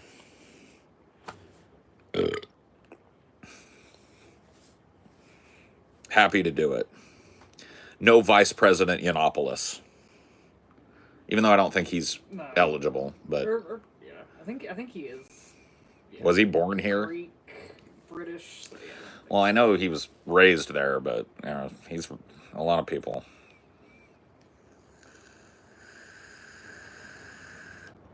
Can we have a Paul and Sam reunion? Whatever, maybe. Yeah, British, so no. He couldn't be in our politics. No. Well, not at the national level. But he would have been a political figure. Yeah. He would have been one of Trump's big allies. Yeah. I mean, he was positioned to be a powerful person in the party. Definitely could have gotten a cabinet nod and stuff like that. We thank you for your service, Paul. Hey, you know, not all heroes wear capes, and not all heroes can go up 2 flights of stairs without getting a little winded.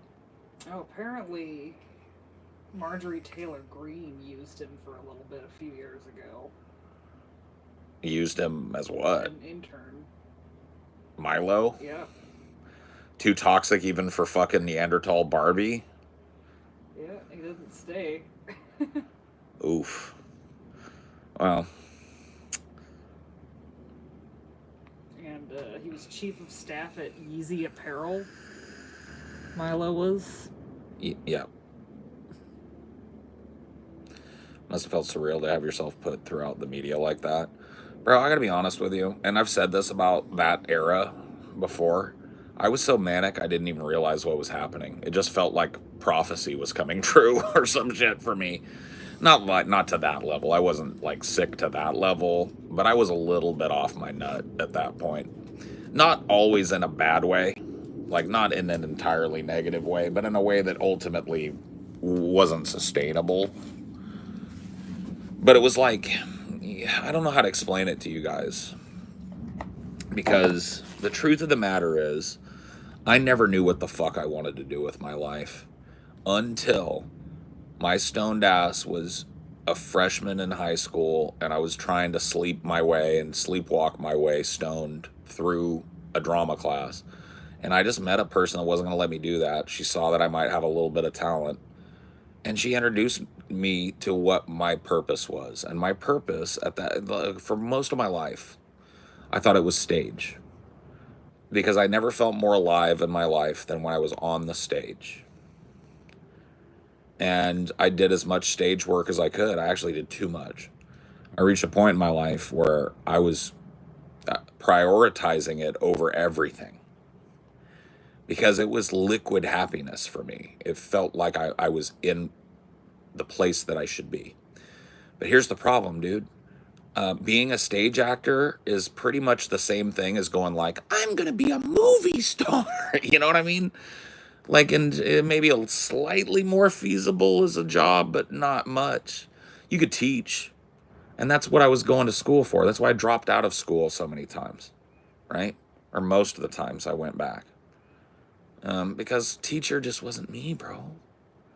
It was adjacent. Yeah, I would have gotten to do theater stuff and show kids how to love theater. But I didn't want that. I wanted to be on the stage, doing the work, or behind the stage, doing the work. I did tons of that, and that's when I felt alive. Then I just went dead for about 20 years of my life, bro. Gave up on it, pretty much, and went to work, and learned to be pretty fucking okay and stable and happy as a person can be in that type of situation, right? 16 years of my life or so, right, I spent in that position, and then all of a sudden, boom. It's not stagecraft. I'm not claiming it is. But all that shit I trained for all of a sudden makes sense. And somebody's cutting me a check. And it's paying my bills. It's not making me rich, but it's like I'm able to pay for my little shitbox apartment and the gas in my car. Whoopee. Holy fuck. And it was like, I don't know, man. I don't want to get too poetic with it or whatever, but it was like some chains had been just fucking taken off of me or some shit. My mind exploded with possibility and confidence. And that was so powerful and so bewitching to myself, and I think to others, in a good way and maybe sometimes in a bad way. Especially for myself, because I paid the toll for it down the road. But man, I will forever remember myself at that age and at that time in my life as the closest to unstoppable that I will probably ever be. You know, maybe I'm just as unstoppable now. I just have the wisdom to temper some of that. I'd like to think that, but I don't think it's true. I don't think it'll ever be true again. I mean, you know, you farted, I can smell it. Bro, I'm sorry.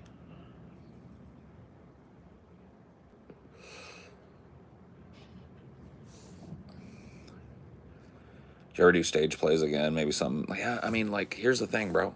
I have such respect for it, and I know how much time it takes, how much effort goes into it. I know how much this. Dude, did I miss a bunch of fucking super chats and shit, too? I didn't even notice I got $30. Hope I read that. If I didn't, let me know, and I'll go find it, but I'm pretty sure I did. But anyway, yeah. But what I'm saying is like, I have respect for it, and I know how much time it takes, and I wouldn't want to commit to it and then not be able to give 120%, because when I'm on, I don't care what my role is or how big, I give it everything I got, because I feel genuinely alive when I'm doing that work. And I couldn't do it. I don't think I could do that and keep up my obligations, especially as they grow. I can't scroll up to it to see. I can do this.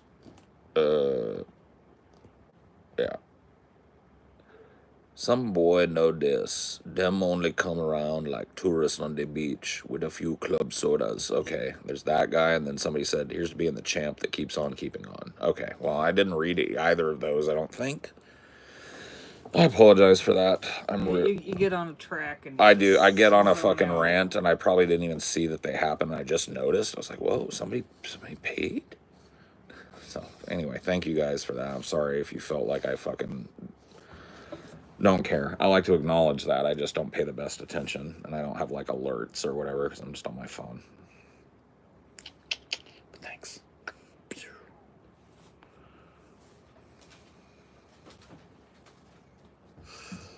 You all done now? You're deep. I'm done. Okay.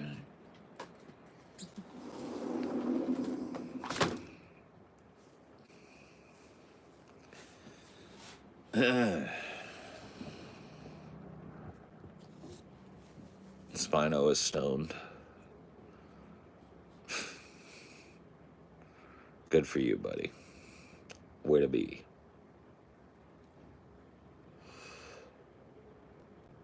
How shortly after was DP? Well, I started working, like not working, but I started being a paid recurring Friday guest on DP while I still held that job.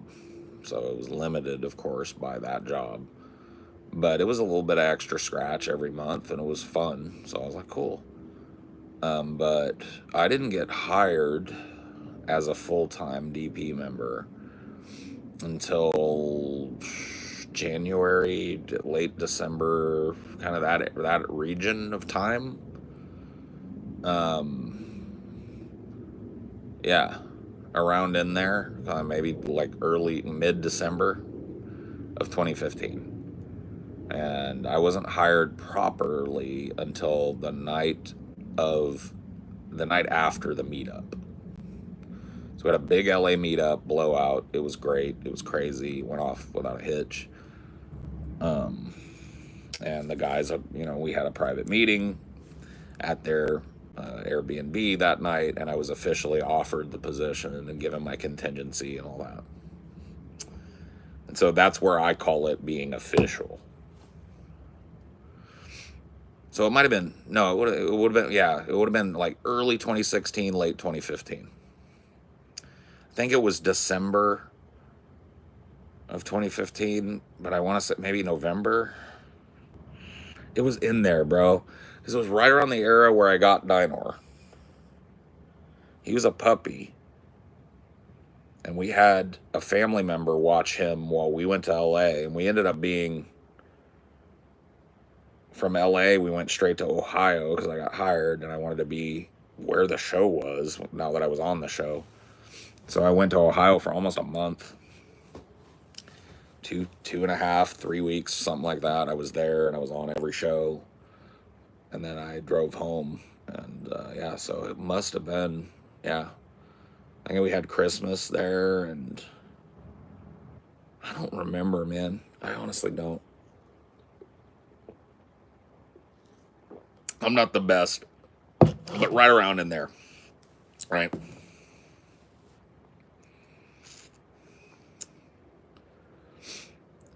And, I've been making all of my bread doing this with the various side hustles that come with it, merch and all that shit, right?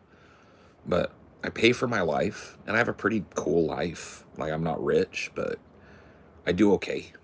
And I pay for that 100% for a decade with this.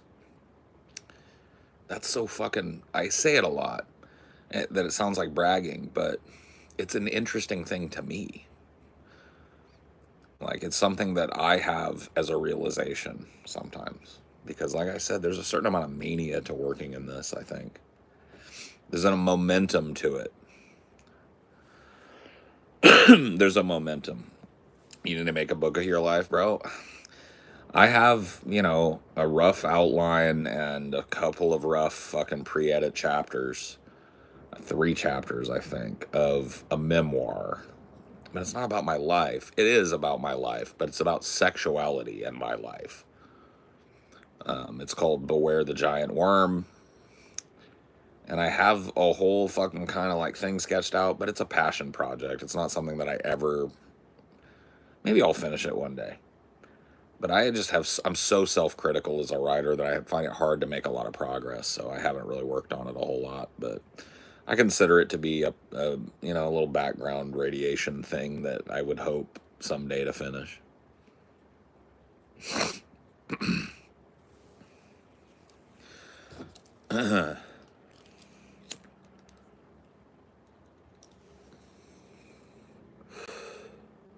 Well, that's what it is, Sam. It's just like Beware the Giant Worm is stories like that about sex. And not just sex. It's not just fucking. It's like the different aspects of sex and sexuality and the awkwardness of it all and the funny parts about it, right? But it's all stories like that. So that's what it would be. It wouldn't be all of them, but there would probably be a couple of them that you've heard in those older stories told as part of a chapter, right?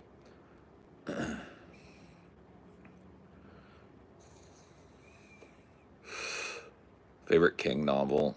It is the best I've read, listened to so far.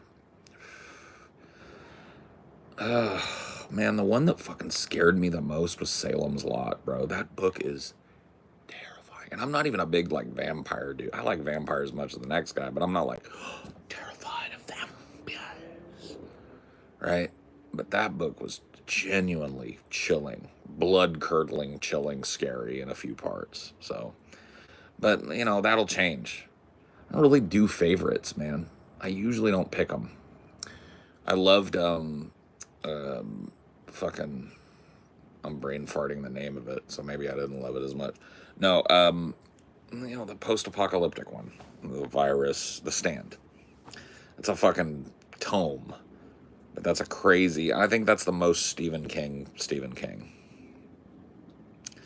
I'll watch Pontypool after this. Found it on YouTube. Based. Cool. I think you'll enjoy it, bro. It's a vibe. It's a great movie. I really enjoyed it. It's not 100% great all the way through. The ending is a little bit, well, whatever. But it's worth the price of admission. 100%. You'll thank me. Oh, is that a June bug? In July?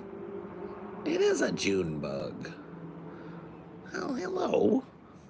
I haven't seen you guys flying around here. June bug. I'm 3D printing alligators.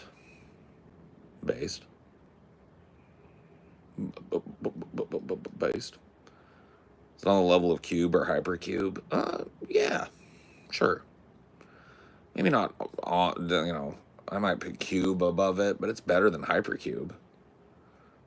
Yeah. So it's definitely in there. It's in the running.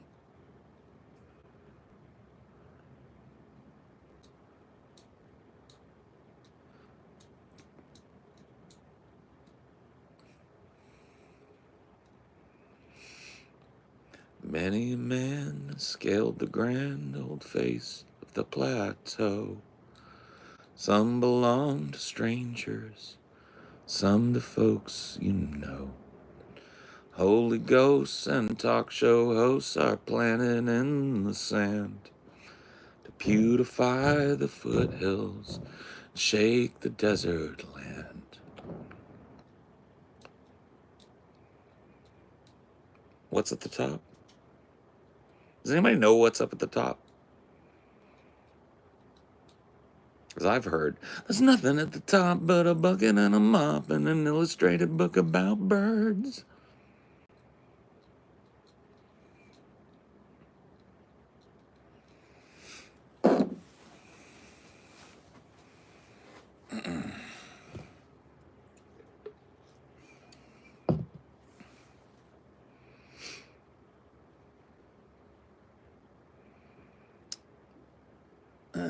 Bucket and my mom. Sorry, let me stuck in my head for a minute. Have you ever read? Yeah, I started The Dark Tower. My dad loved The Dark Tower, and I tried to love it, but I couldn't get through the first one. And then I tried skipping because, like, I remember reading somewhere like, read Wolves of the Calla. That if you've never read it, you want to jump in, that's the one. And I tried, and I got about halfway through, and I was like, fuck this. Tried to read Wolves of the Calla when I was living in Cedar City, Utah. doing a theater competition. We made it to like Irene Ryan Nationals, and we were invited to do an exhibition showing. And we had to do several shows, and we were there for the big Shakespeare / theater festival that's there. And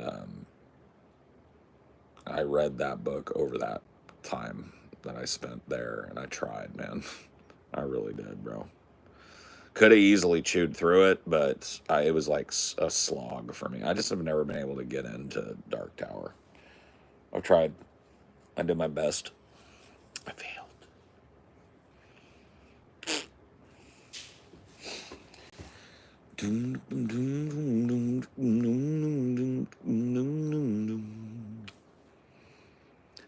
Some belong to strangers, some to folks you know.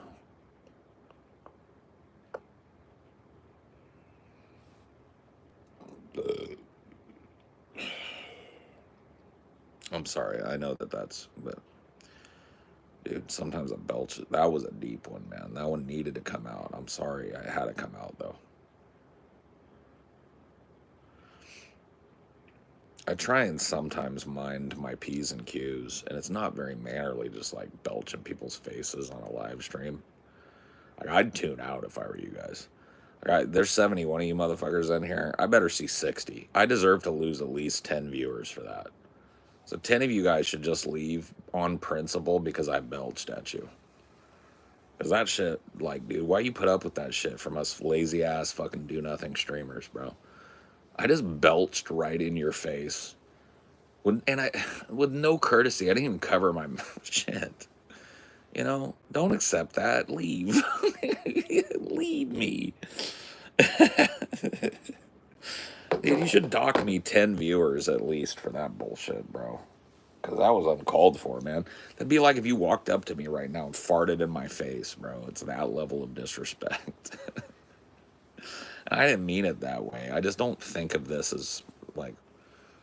And there's, like, a barrier to reality here. Like, if you were sitting across the table, I wouldn't be like... anyway, what would you say? You know, like... But over here, I feel like it's okay because there's a phone barrier. But I don't want you guys to have to imagine what that smelled like right now. You know, that's not cool. Your dog was named after Roland. Aw. Oh, dude. I gotta tell you guys a story. I'm probably gonna tell it again tomorrow because the guys will get a kick out of it. But Dinor... So we went vacationing over the 4th with some friends. And one of our friends got a new Corgi puppy. Oh my God. Absolutely the most adorable little potato that you've ever seen, right? And so Dinor is really good with other dogs, but he's real sensitive about his butt. He doesn't want his butt sniffed. He's not aggressive. He'll just run away. And so you got to imagine this, dude. You guys have seen Dinor when he jumps up. He's a bear, bro. I mean, he's not huge, but he's a 25-pound dog. Like, he's big enough. And this Corgi is literally a potato. Like, this big with these little tiny legs.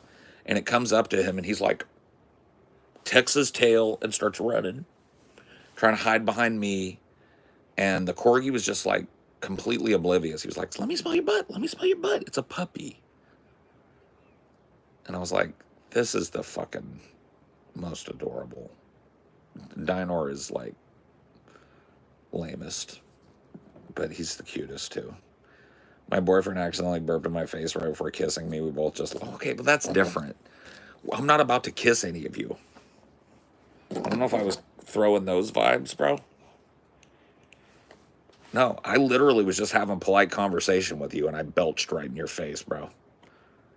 And it sucked. And I should have lost 10 viewers off of that. But I didn't. I gained 3 somehow from belching in your motherfucker's face. It's just like, man, the standards, you guys got to start cracking the whip on us. You know what I mean? Us content creators. You're letting us belch and fart right in your face and shit, and you don't do nothing about it. Bro, I'd walk the fuck out.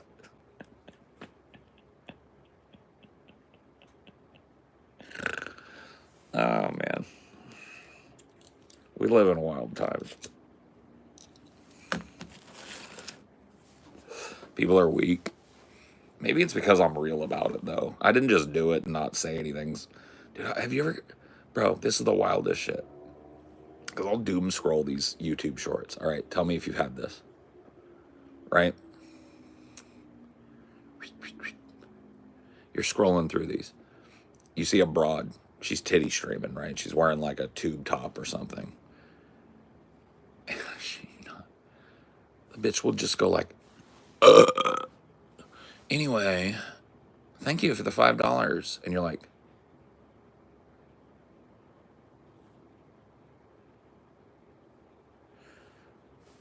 you ever seen that shit, bro?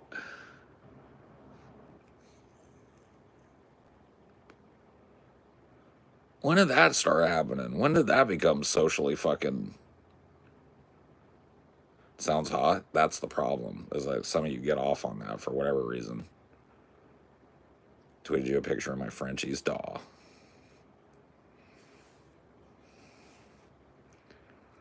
Dude, can we... listen, there's 75 of us in here. Don't tell nobody. Anybody else that comes in, we're not going to tell them. Okay, 77. Listen. Let's be real about something for 1 second. Because we don't want to admit this shit as a species. We're fucking gross. I don't mean just me. I am gross. All of us. Stinky, sweaty, smelly, juicy, farting, burping, pussing, pooping, pissing. We're disgusting.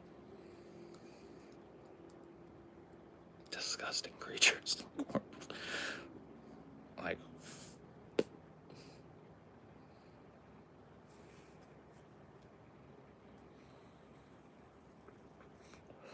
I would let her belch on my dick. I spoke my truth. Man, that's a level of degeneracy that I'm... You know what? I gotta be honest with you, I'm entirely comfortable with it. I tried to be uncomfortable with it for a second, but I was like, bro, yeah.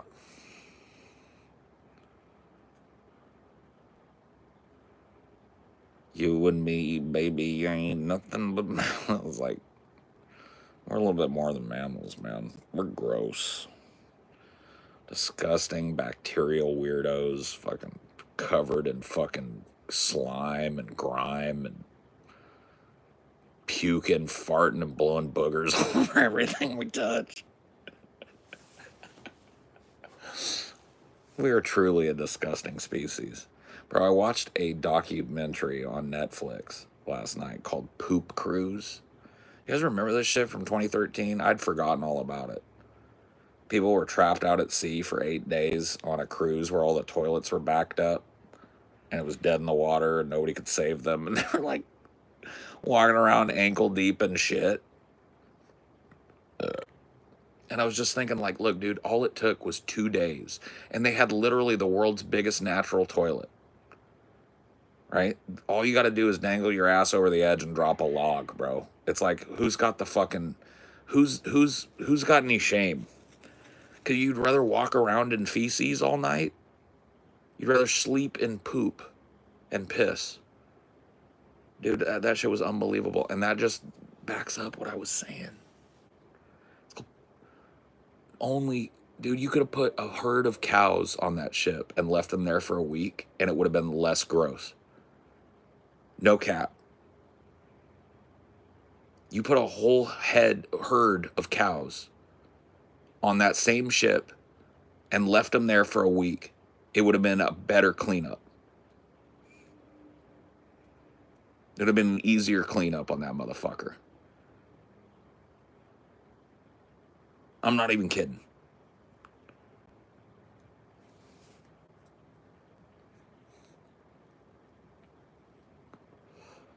Yeah, it's like, dude, bro, I would have been running around that ship yelling, stop shitting in your showers. Crap overboard. Have somebody hold up a towel, retard. Have somebody hold your feet. Swallow your pride. We're going to be swimming in our own shit. But no self-preservation. None. Or so very little that it kicks in way too late.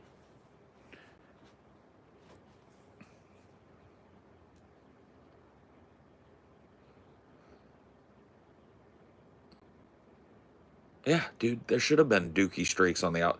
That would have been better. Go to the lowest part of the deck that has a balcony, make a line there, make a little privacy tent with some sheets, and let everybody shit and piss overboard. Find all the lowest points that you can access, make those your emergency bathrooms. Set up a makeshift system that'll keep people from falling in, and if somebody does fall in, throw them a fucking life preserver. You're floating in the middle of the ocean. You're stationary. It's not that bad. Force people to put on a life jacket before they go poop. I don't know. I don't know why none of this ever came up. They had people shitting in the shower, shitting in bags, and throwing it outside their rooms, and walking ankle deep in piss and shit by the 5th or 6th day. Was that an owl? Did you guys hear that?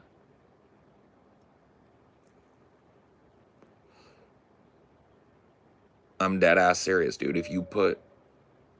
You guys hear him? Owl. That was definitely... No, that was an owl. Unless coyotes learn to climb to the top of trees. That's a different owl, though. That is not a great horned owl. That's a new owl to me. No, never mind. That's a great horned.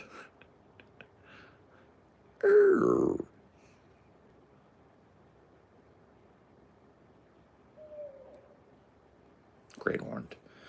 We've got a mated pair of great horned owls that had chicks right up this tree.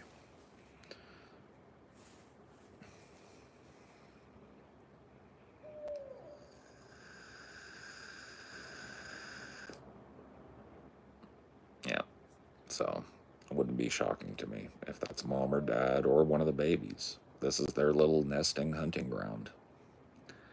Paradise for them.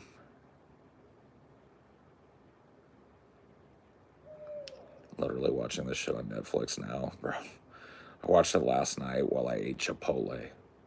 Bad decision, bro. I had a Chipotle burrito, and I was like, bro, I still ate it. I'm not gonna lie to you. I powered through. Not the best choice, though.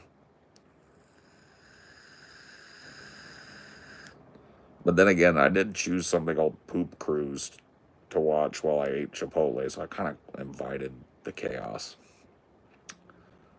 Owls are my favorite birds. I don't know if I have a favorite, but I do like me an owl.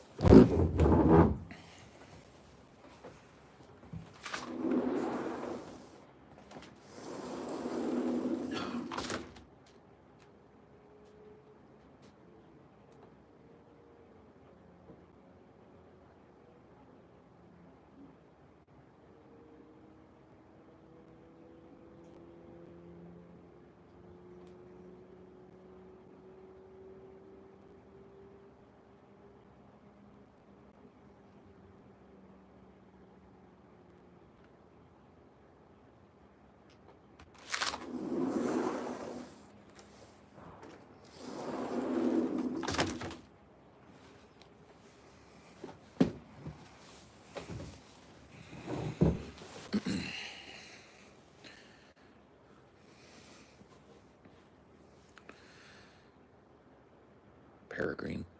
Dude, I saw 3 or 4 bald eagles today. Not today, this weekend, over the 4th of July weekend. Not uncommon where I live, but uncommon in my life. They're fucking majestic. Stick out like a sore thumb, immediately see them. They're huge, beautiful, American. Oh, so American. And I was way up where they like to be. High up in the mountains near a river. Oh, yeah.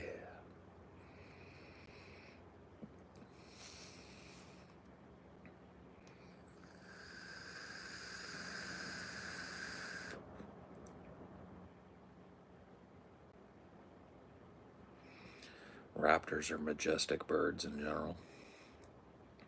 Yeah. What type of wildlife have you seen there so far? Saw deer. We were pulling out of our hotel in the little mountain town we stayed in. Population like below 1,000. And Amelia was like, look, there's a deer. And I thought she was pointing off in a field, and it was right next to the car, looking at me like, and I was like, oh, hi, baby. I just drove off, just in the parking lot of our hotel. So, seen some deer. We have a giant fat raccoon that lives out here. He is huge, man. And he's in a feud with Dinor, my dog, because Dinor will chase him. We've got a black squirrel and a bunch of gray squirrels that are loud as fuck and really angry because they like to be back here in my yard, but my dog likes to chase them. So we're there in a feud too. Moles. I've seen 8 or 10 different species of birds. I can't name them all. Woodpeckers, robin redbreast, little birds called nuthatches. They're little meatballs that cling to the side of the tree and peck. Number of other species that I can't name because I just don't know exactly what they might be. I saw some emerald lavender swallows this weekend. Some of the most beautiful birds I've ever seen. Just like little jewels flying in the sky with that swallow shape that's unmistakable. And they were flying everywhere where we were for a little while. They were everywhere you looked. And just gleaming little jewels flying to the sky. It's like, whoa. So I had those. What else, man? I'm missing a few. Various bugs, fly here, mosquito there. Not many bugs though. This area of the world is not crawling with bugs as one might assume, but it's also because I have fuck tons of wildlife that live around me that eat those bugs. So that's kind of part of the bargain.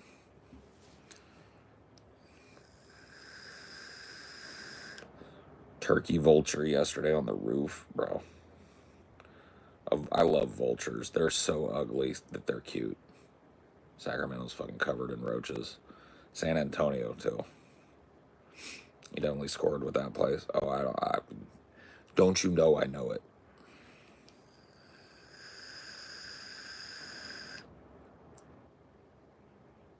San Antonio and New Orleans, that fucking area is the most roach dense place I've ever been. But San Antonio takes the taco. I've never seen something like I've seen. And dude, I saw some shit. Can I tell you guys the roach story from San Antonio real quick? Because I haven't told it in a long time. And that shit lives rent free in my fucking mind. So I'm going to use it as a therapy session. We were talking about this era of my life anyway, pretty fucking recently. So right around the time I got hired on with DP, I was living out of motels, man. And that gets expensive. And so it came time, I had an income now. It was time for me to get a little fucking apartment and suck it up and do it. And so I found this nice little apartment complex. I mean, nice, relatively speaking, right? Little apartment complex. And went in there, and it was a little hard because, like, being a podcaster back then, it's still kind of hard, but now I don't really have to explain that because I'm in e-commerce or whatever the fuck, right? But I didn't know that back then. I was trying to explain to these people, like, yes, I have a fucking solid monthly income. They were able to get the information they needed from the guys, that it was a legit thing, that I wasn't bullshitting, and I got a place, right? And I'm thinking, like, cool, fucking, everybody's been in that. Well, most of you have probably been in that position, right? Where it's like, you don't have a place, you're kind of in between places, and you find a place, and you're like, fuck yeah, you get to move in. It's an exciting time, right? So we move in, and we don't, like, we got the place, and it was later in the day when we got our keys, right? And we didn't want to move everything in one day because it was, like, late in the day. And so we wanted to just get it done tomorrow. But we brought over our mattress, a couple of little, like, things for the fridge so we'd have some stuff to eat. So we could just sleep in our new place that night because both of us really wanted to. So we get in there, and everything's fucking fine, bro. We have, like, we got some deli meat and shit, had some little sandwiches we made, had some sodas, we had our phones, and we were sitting cuddling on the fucking little mattress on the floor with some blankets and some pillows and shit. It was fine, right? It's functional. We lay down, and I'll never forget this in my life, bro. I woke up. I'm a pretty like light sleeper. I'll sleep through like normal shit. But like if something's going on in the room and somebody's awake and near me and there's something going on they're concerned about, that vibe will pull me out of sleep. So I get this vibe, man, and I'm laying there on the fucking thing and I'm just like, and I open my eyes and my girlfriend, if you've seen Ashley, it's a funnier picture. Ashley, she was a weeb, so e-girl kind of look, pigtails that were, one was pink and one was purple, right? She's wearing, some hyper pop shirt and comfy clothes, and she's got her phone out. And she's shining her flashlight. It's dead dark in the room. Shining her flashlight all over, and I'm like, baby, what's up? And she's like, shh, look. And I was like, when you first wake up, you're all fucking like, what?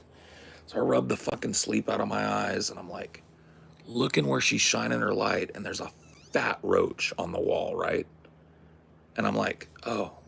I was like, baby, it's okay, I'll kill it. And she's like, no, Paul, they're everywhere. And she moved off of that roach and went to the ceiling.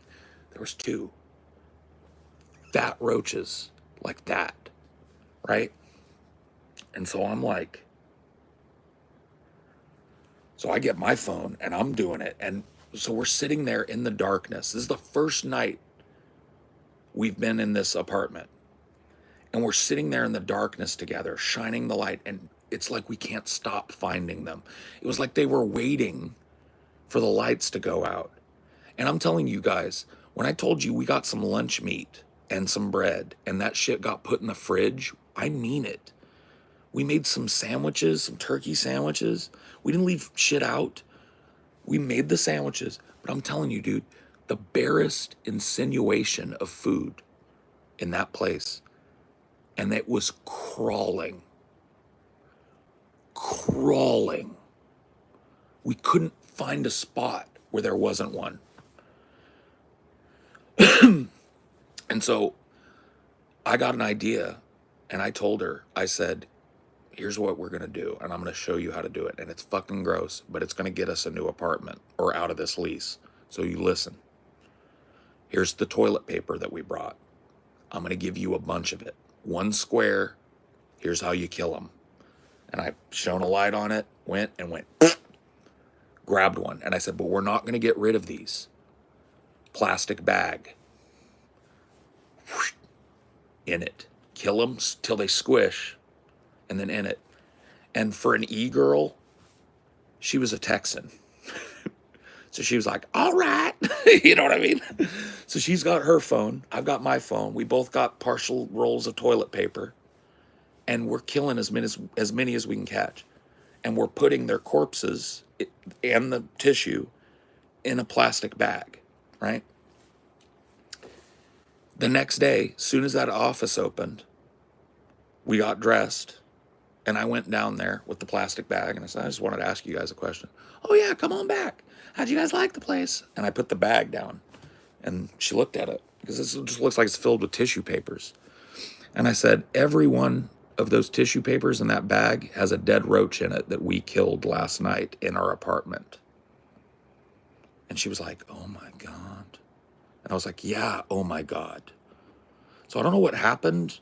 I don't know if you guys gave us the roach hovel or if that's how all the apartments are, but I'm pretty sure that ain't going to pass muster with any kind of city code or whatever. She's like, no. We will, listen, that building had, that apartment was occupied for a long time. It had old men in it. That building has had some roach problems. It's being taken care of, but we will move you to our new building. And I said, I appreciate that, but can I ask you a question? Why'd you put me in the roach building? What did I do to you?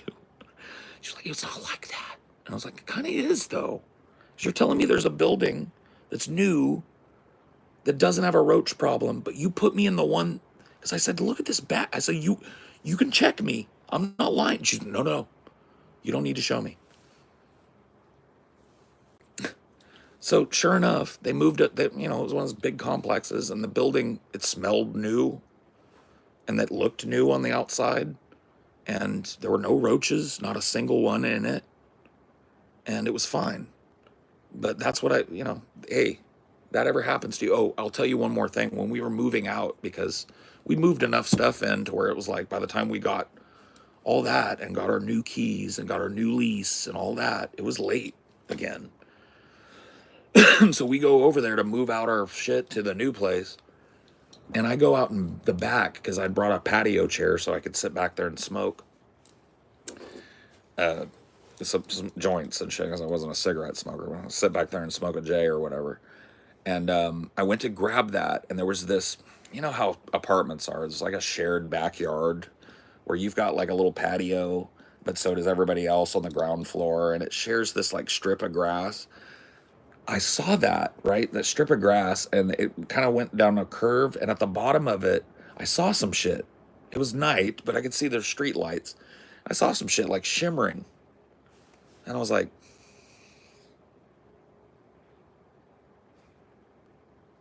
I walked over to it. There's a gully, a drainage gully, so full of roaches you couldn't see the water. My apartment was 5 feet from it. I was like, oh. The shimmering I saw was literally roaches on roaches for I don't know how many layers, piled up on top of a fucking outlet drain. And I was like, and I looked at the building. There's people living in that building. So I was like, every one of those, because dude, apartments, you got roaches like that in one apartment, they're everywhere. So I'm like, who's paying to live in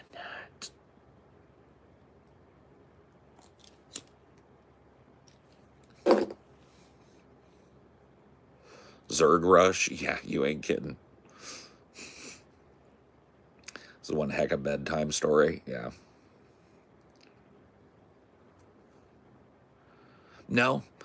No, because they fucking hopped too, because they knew that. I mean, it was our first night. We had just signed the lease. And the next morning, I've got a bag full of roaches that I pulled out of my apartment. It wasn't a refund. They literally nullified. They nullified my contract, wrote up a contract for a building that didn't have a roach problem, put me in that, and used my same deposit and everything. So it was like a null and void, zero-sum transaction with them. They made it right. I didn't pay a dollar extra. I paid what I paid for the roach hovel for the new apartment that didn't have the roach problem. So, oh, I was ready. I was going to tell them, like, you're going to refund every dollar, and I'm going to report you to the fucking city for being a slumlord, because that's crazy. And they're like, no. We didn't know it was that bad, and I'm so sorry that happened. We have a building, brand new. There's an apartment. It's on the 3rd floor. It's for you. It's even better than the one that you've got. It's got a full balcony, private balcony. It's yours for the same price. I said, if I see one roach, I'm gone. There's no roaches, I promise you. Okay. And I didn't. I never saw a roach in that apartment. So... oh, they 100% knew how bad it was. They were just hoping I was some fucking dude that was going to cohabitate with the roaches.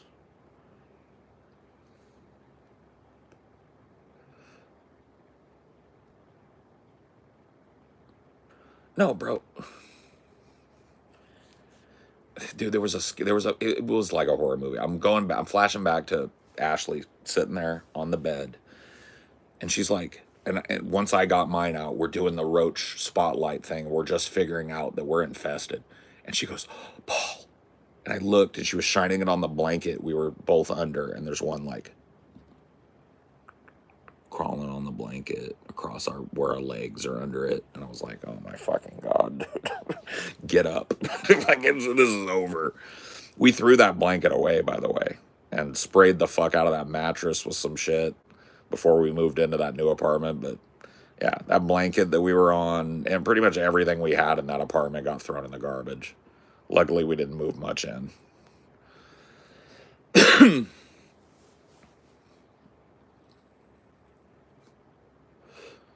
Oh yeah, dude. No roach war for me either, and especially not like the first night of my lease.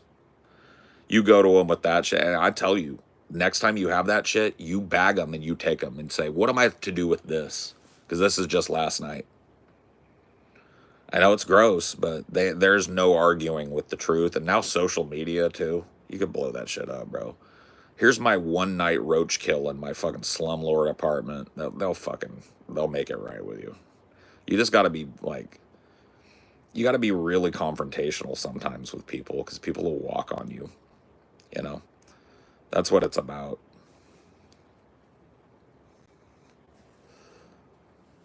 The roach VA don't pay. Well, yeah, I get what you're saying, bro.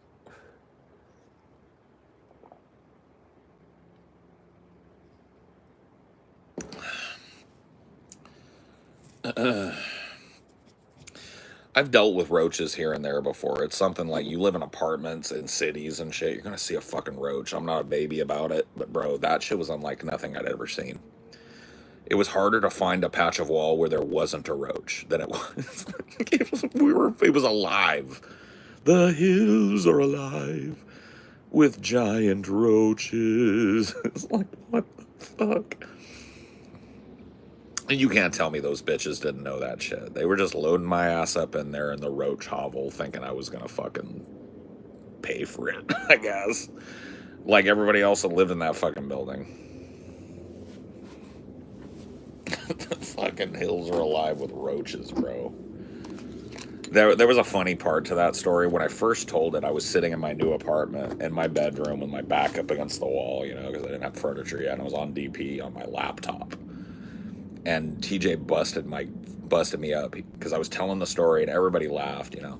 And he was like, dude, the perfect end of this story would be if a roach crawled on that wall behind you. I was like, oh man.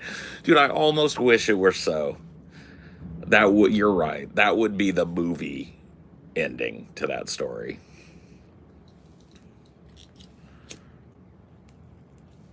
You ever see them living around Seattle? Yeah, no, dude, this area, I mean, I have not seen a roach since I've been in this area. Well, and that's not true. We went and looked at a house and I saw a bunch of dead roaches, but it was an abandoned house that an old man had, like, left to rot.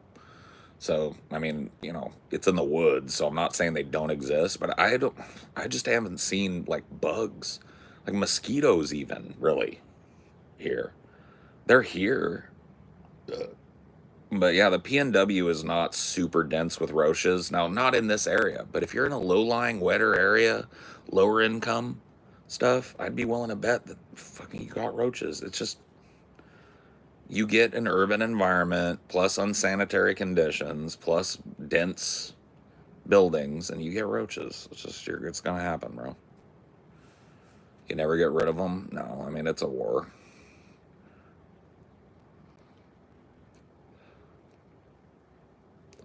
But yeah, we don't have a problem out here. I've got a dude that comes and sprays twice a month.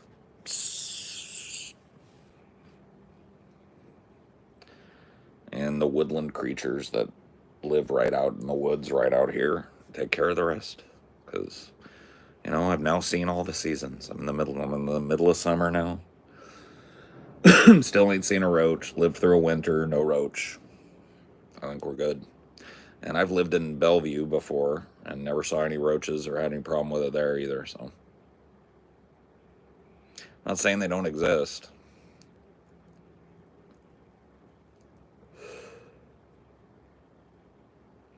I don't mind spiders though. Spiders don't bother me. So there are two spiders I know to look out for. One is a fiddleback, aka brown recluse, and one is, you know, obviously the widow.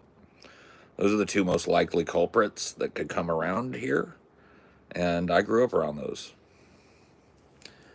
So yeah, those are the only two spiders that I will kill on sight that I know of that live around here. Everything else, set up shop, homie. You ain't bugging me. Just watch out for the cat, because he don't know.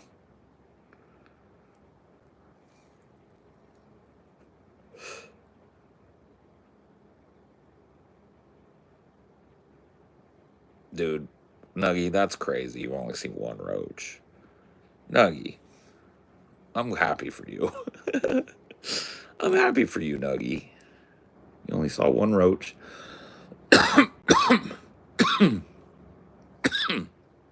Oh, yeah, dude.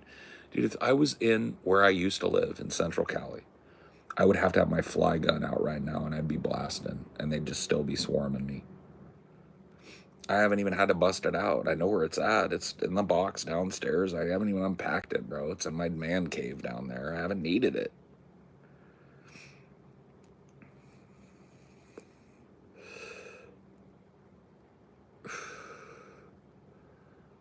Orb weavers are good to have around. I mean, whatever, bro. Like I said, there are 2 spiders I know of that I will fucking kill if I see them around my house. Brown recluse, black widow. If it's not one of those 2 spiders, the spider lives, friend. You kill the black widow, just spray it. You squish the motherfucker. I don't spray it. You grab a shoe. You have these things laying around your house that you're not wearing, right? You grab a shoe that you're not using. You walk up to said black widow and you fucking smash her against the wall in your shoe. About scorpions, not going to be a problem where I live, but I don't mind a scorpion. I've handled scorpions and stuff before. We have wasps and yellow jackets. I'll see a yellow jacket come by every once in a while. My bug guy put out some yellow jacket traps, because apparently they get bad around here if you don't, but I really haven't seen many. So yeah, I mean, you get the flying, biting, stingy guys. I know what their nests look like, and I know how to get rid of them. So, not real worried about those guys. Yeah.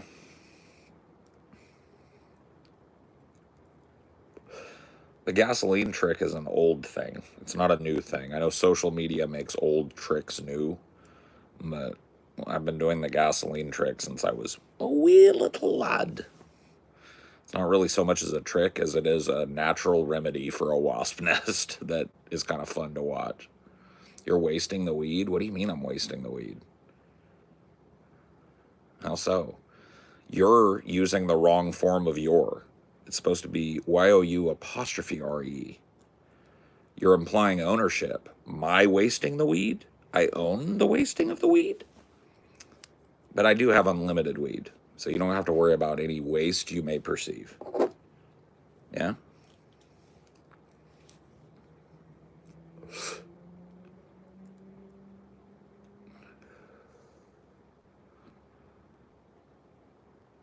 Yeah, I'm virtually unlimited.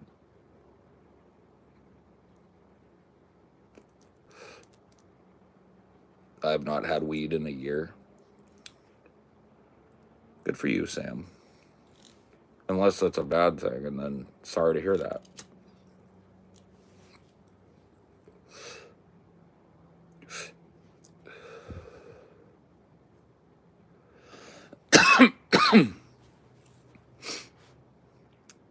Spino wants to smoke a blunt with Paul.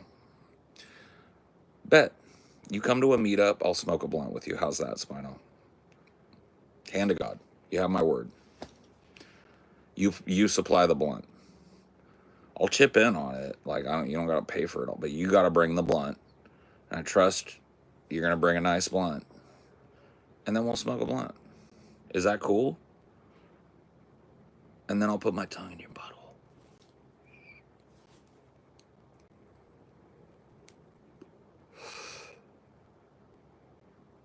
You'll do a blinker. Nice. Nice. I remember my first beer.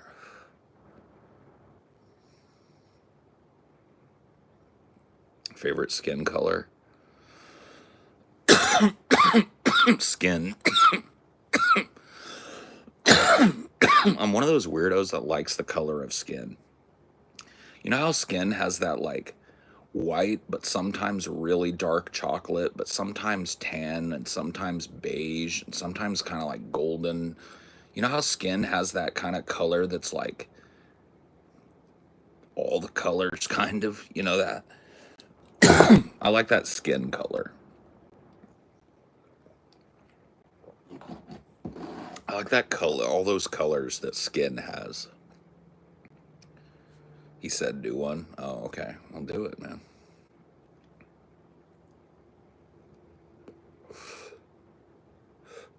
Frog green is yours. Based. I like green. Spanish yellow is a nice color. You ever look at that color?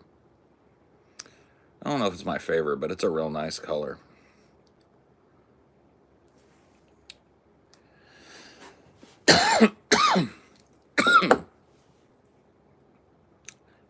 With brat green. Well, I'm off that train, Sam. I don't know what that is.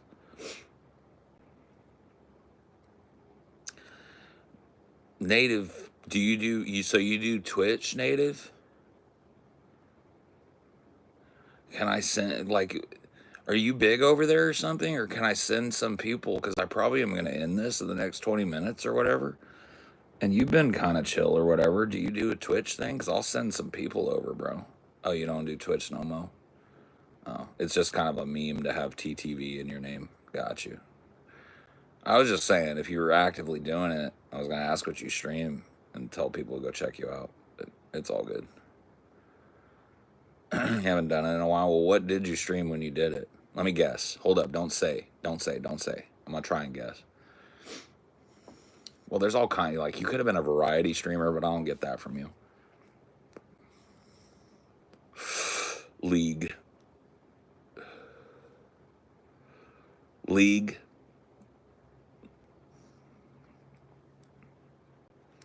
Get a League vibe off of you, bro. Am I wrong in that?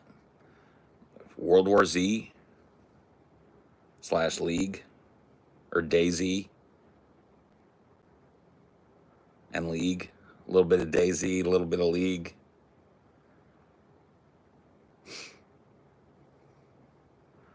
Battlefield, Warzone, GTA 5, RP, and football. Variety streamer. Nice. Any good at the RP?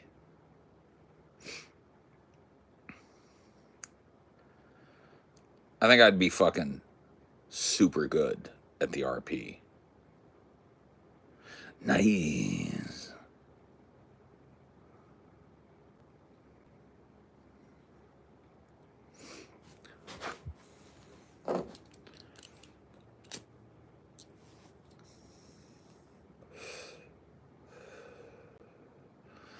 Nice, Nuggy, nice. Where you been, Nugget? I've been in Salt Rackus, but I ain't seen you chillin'.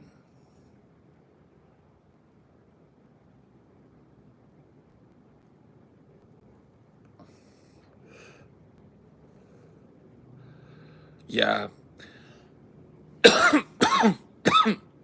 I'm kind of like, I'm not super famous or nothing, but I'm a known quantity, like, content creator, so I could probably weasel my way into some content creator fucking RP server.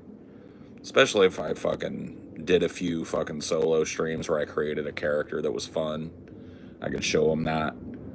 I think I'd be good. It would be fun coming up with who I wanted to play. Or Red Dead, but I don't know. I think GTA seems like a more fun game to RP. Not that I don't enjoy the old Western aesthetic. Ooh, Cyberpunk RP. They come up with a multiplayer Cyberpunk mod. Bet your ass. I'll do that shit. Anyway, phone's gonna die. Hey, thanks for chilling, all of you. And Sam, thanks for being Sam. I'll see you guys next time. Bye.